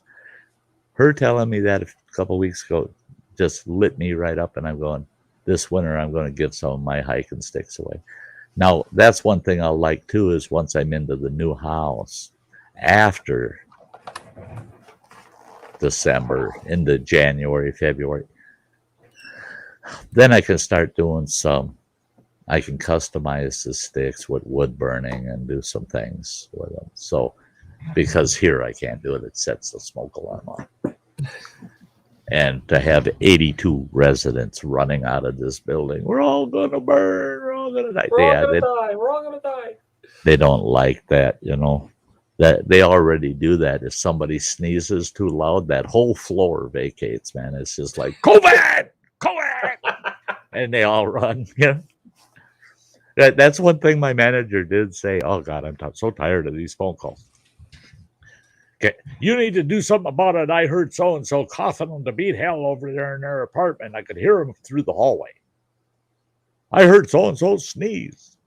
Do we have COVID on our floor? I mean, manager was like, quit calling with this COVID panic. You know, and she said, some of them, it's like yelling fire just because they smelt a little smoke. They're not going to investigate it at all. They smelt a little smoke and they start screaming, fire, fire. And I laughed. I said, if somebody starts off with, get off the floor, there's COVID on our floor. And we've got 2 floors in this 8-story building that we have people that are quarantined. They tested positive. And I couldn't believe it. There's a group of about 9 people out in our little outdoor smoke shelter out there. About 9 people sitting out there. And I walked up to the entrance to it and was just standing there listening to conversation, talking with this other person. Then I realized their conversation, they're all talking about, you heard about on floor number 6, didn't you? And I thought, what happened on floor 6? And they're going, yeah, everybody except 2 people on that. And each floor's got either 11 or 12 apartments on it. Okay. So they said, everybody except 2 people on that floor are saying, our manager's going to have to pay for them to go stay in a motel until that floor is safe. Oh, and I thought, oh my gosh, something bad's happening up there. A little further in the conversation, then I figured it out. They have one person that tested positive for COVID on their floor. And they all want to be kept safe. Move us the hell out of here until that's gone. Oh, jeez. Oh, my God. Oh, my God. I tell you what, they're as panicky about COVID here as they are about bed bugs. I mean, and the chance of you ending up with bed bugs in your place is worse in a building like this than getting COVID. It's not like it, and that was really the ironic part of this was when I realized there's 9 people here talking about. They totally agreed everybody should be taken off that floor until it's clean, you know, it's sanitized. They're all agreeing. but yet they're all 9 of them are sitting there, all within 4 or 5 feet of each other, without Not a whole lot masks of social distancing going on there. and no masks. They're all busy smoking, so they're not wearing masks. A lot of them have masks down around their chins or up on their head, but they're all out there smoking and going, "You wouldn't believe what's going on my floor with that COVID shit." And I'm watching this and I'm like, oh my God. Stupidity comes in 9 Good night, packs. Jan. You have a very good night, Jan. Thank you for being here, girl. Thank you and John for running that drawing app off of StreamYard tonight so I could see it in live action. And I'm going to be using that bugger in the future. I like the simplicity of it. I really do. And I want to thank everybody for letting me run a test on you guys to see how it ran. And it is. You just haven't got a clue. It's so random as it runs. On our end, we don't have the program or anything to mess with. All we get is what stream we want to use, what word we want as a keyword, and then we don't get to do anything except say draw. Go. And once you say draw, it's totally out of your freaking hands. You don't know what the heck's going to pop up. And I love it. I love it because, and I like how they designed it so that those names, they're just going, it's flashing up there. You get to see all the channel names, man. It's just like promoting channels doing that. I love it. And as it gets to the end, how it slows down just like a wheel. Just like a wheel. And you're like, oh, I'm not there yet. I'm not there yet. Oh, I haven't seen my name yet. And then, oh, there's my name. It didn't stop. No! Damn it. It didn't stop. It didn't stop, you know. Come on. Yeah. Go around. Hey, Newfound Drone Productions. It's great to see you. Great to see you. But I love that. I thought they did a good job. And when the winter hits, it's all sparkles and it's. I thought for them to make something like that, because a lot of people were asking for a wheel, you know, for StreamYard to put in a drawing wheel. Well, Dan and Gage came up with this, and hey, Scott K, great to see you. And they did. Dan's sharp with that stuff, and he come up with it. They wanted to come up with something that followed their mission statement for StreamYard. You know, it needs to be professional. It needs to be user-friendly, very easy and user-friendly. And it can't put a big burden on the system. And cheap, you know? Right. And there they go. They develop that, matching their model, and they give it to us. They don't raise the prices or nothing. They just give it. That's just a new feature. And when them doing picture-in-picture and show hosting and admin rights sharing, all of those things that they've been doing, hotkeys, all of that, that takes a lot of programming for them on that large of a platform that they're dealing with. It takes a lot of work. And they give it some of the features at certain levels, they give it, but they give it without a price increase, you know? On the co-hosting, they couldn't afford to give you all kinds of host seats because it does put a burden on their system, each host that's each person added into the team. Well, but they give you 2 slots, you and one other person, at no price change to your package. If you want 4 extra seats, it's $9 a month. I mean, that's a heck of a feature. I mean, that's actually for $9 a month. That means you're having a person, well, actually 4 people. You're having 4 people get your version of StreamYard for that money.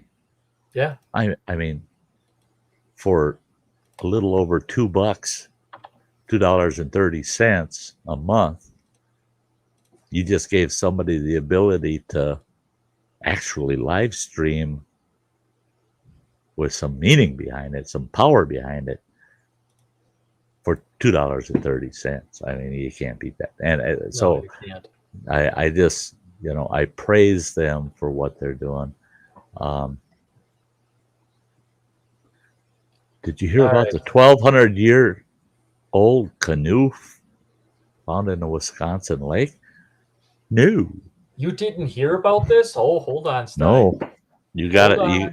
You got a link to put me onto. I'm gonna. And that's it made national news. See, well, I gotta say, I've been a There we busy go. boy, but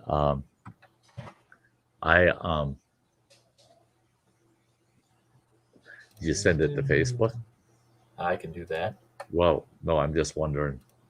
I was There you gonna go. just do a screen share, but Oh, you can send the link to Facebook also. I sent the link to Facebook. There, great, thank you. And if you want to screen share it, I'd pop it up. But and see if I give you hosting rights, boom, you just pop it up. Say, there it is. You share the screen on your side. I don't have to even touch nothing. There's picture in picture, by the way. You see the picture in picture there, Travis? No, I'm sharing the screen, so I don't want to flip over because then. oh, I I've get only it. got one monitor going right now. The intact 1,200-year-old Year-old recovered canoe. from Wisconsin Lake. Are they Remarkably well-preserved wooden vessel was probably made. Oh, hoe chunks. Yep. But here's a picture of it. About 27 feet down. And what are they saying it was made from? It's a dugout wood canoe. They actually identify the wood. I don't know if they actually identified the wood yet. Oh, okay. Carbon dating. Let's see here. Does it actually say what sort of wood? Why are they saying that if they didn't bring it up? It's been down there for 1,200 years. If we don't bring it up, it's going to disintegrate rapidly. Where did you see that? It's like a block statement. Little farther down, right there. They said if it's not brought up, it will disintegrate fairly rapidly. That's because currents moved it from its original resting place, so it wasn't shielded from sunlight. It was originally submerged in the soot, or not the soot, the sediment. The sediment, the silt. Yep. So when they dredged the lake and then it got moved, it got exposed. Okay. Now that helps me justify their comment there.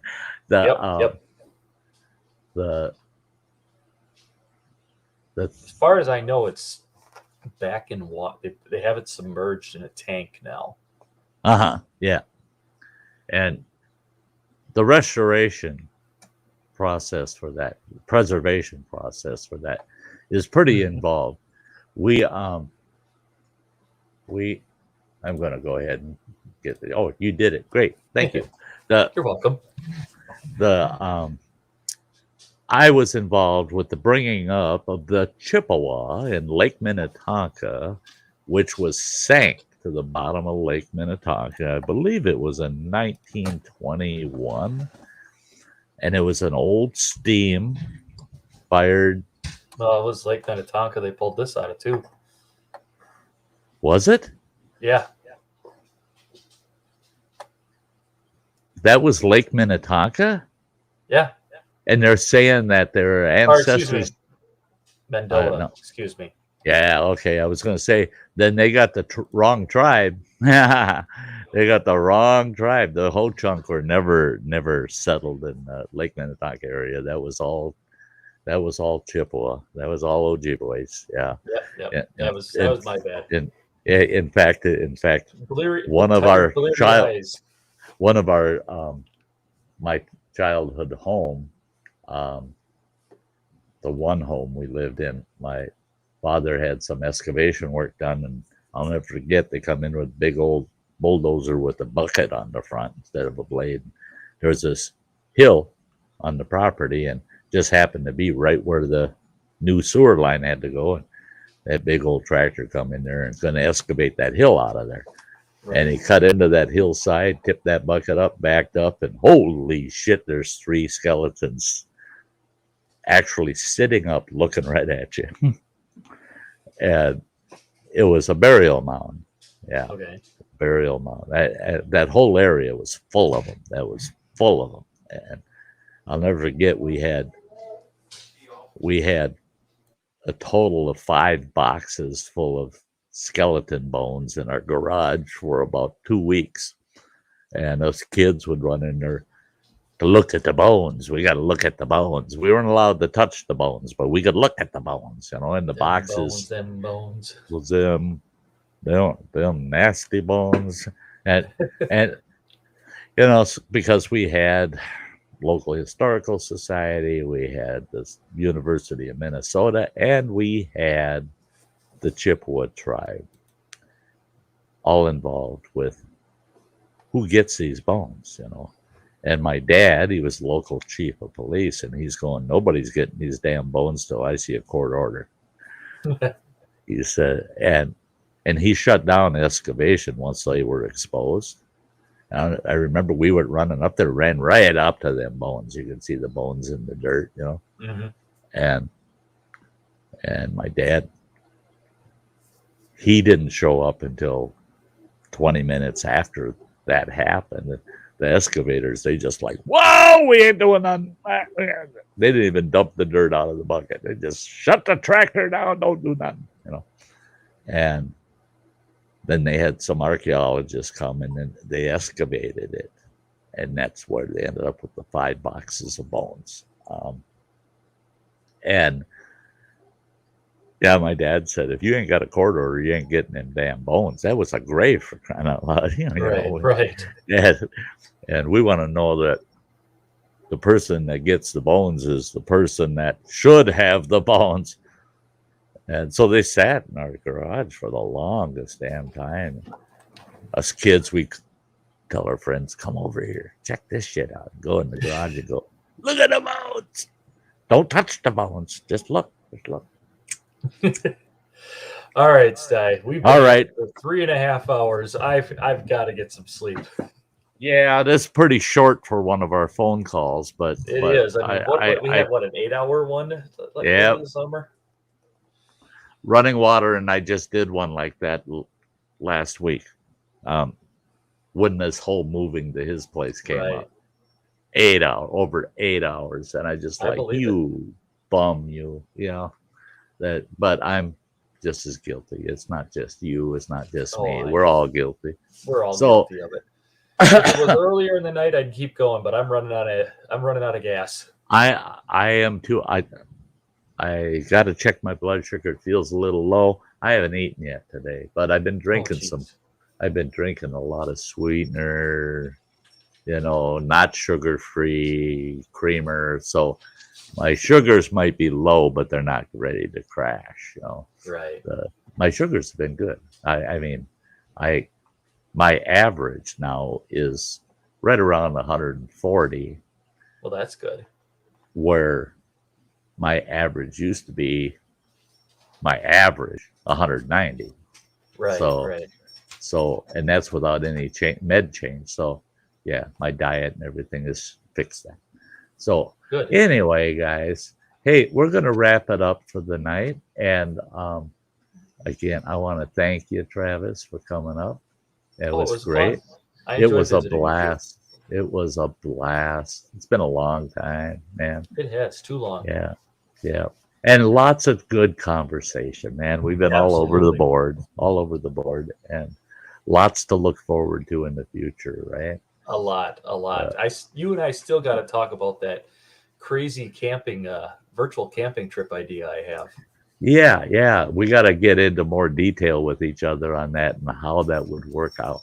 How that Yeah, would well, work. and I kind of suggested to Jan that maybe they could join in on it too, because I'd love to spread it out about amongst different channels. Now, and then there you go. A couple of us, like you and I, and we might even be able to pull John or Jan into it. Mm-hmm.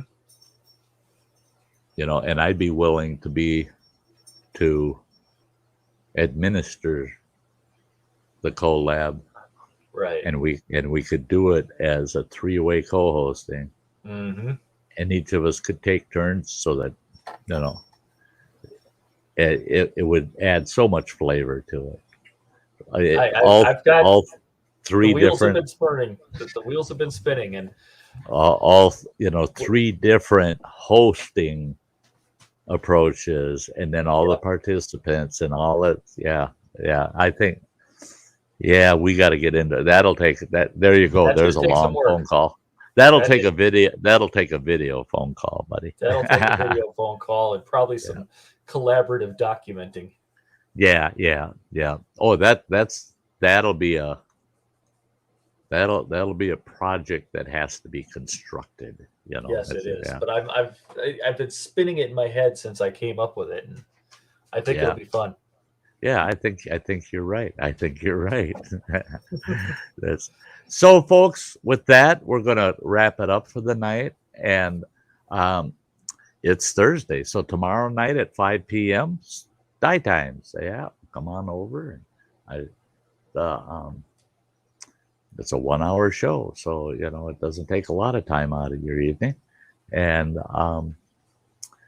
then I'm off for Saturday, and I'll see you on Sunday for Sty Story Sunday, and we'll exit this show just like I typically do, and I'm going to grab this pretty girl out of the corner, and I'm going to do the jig with her out on the front porch, and I'll see you all again soon. Good night, everybody. Good night. Bye.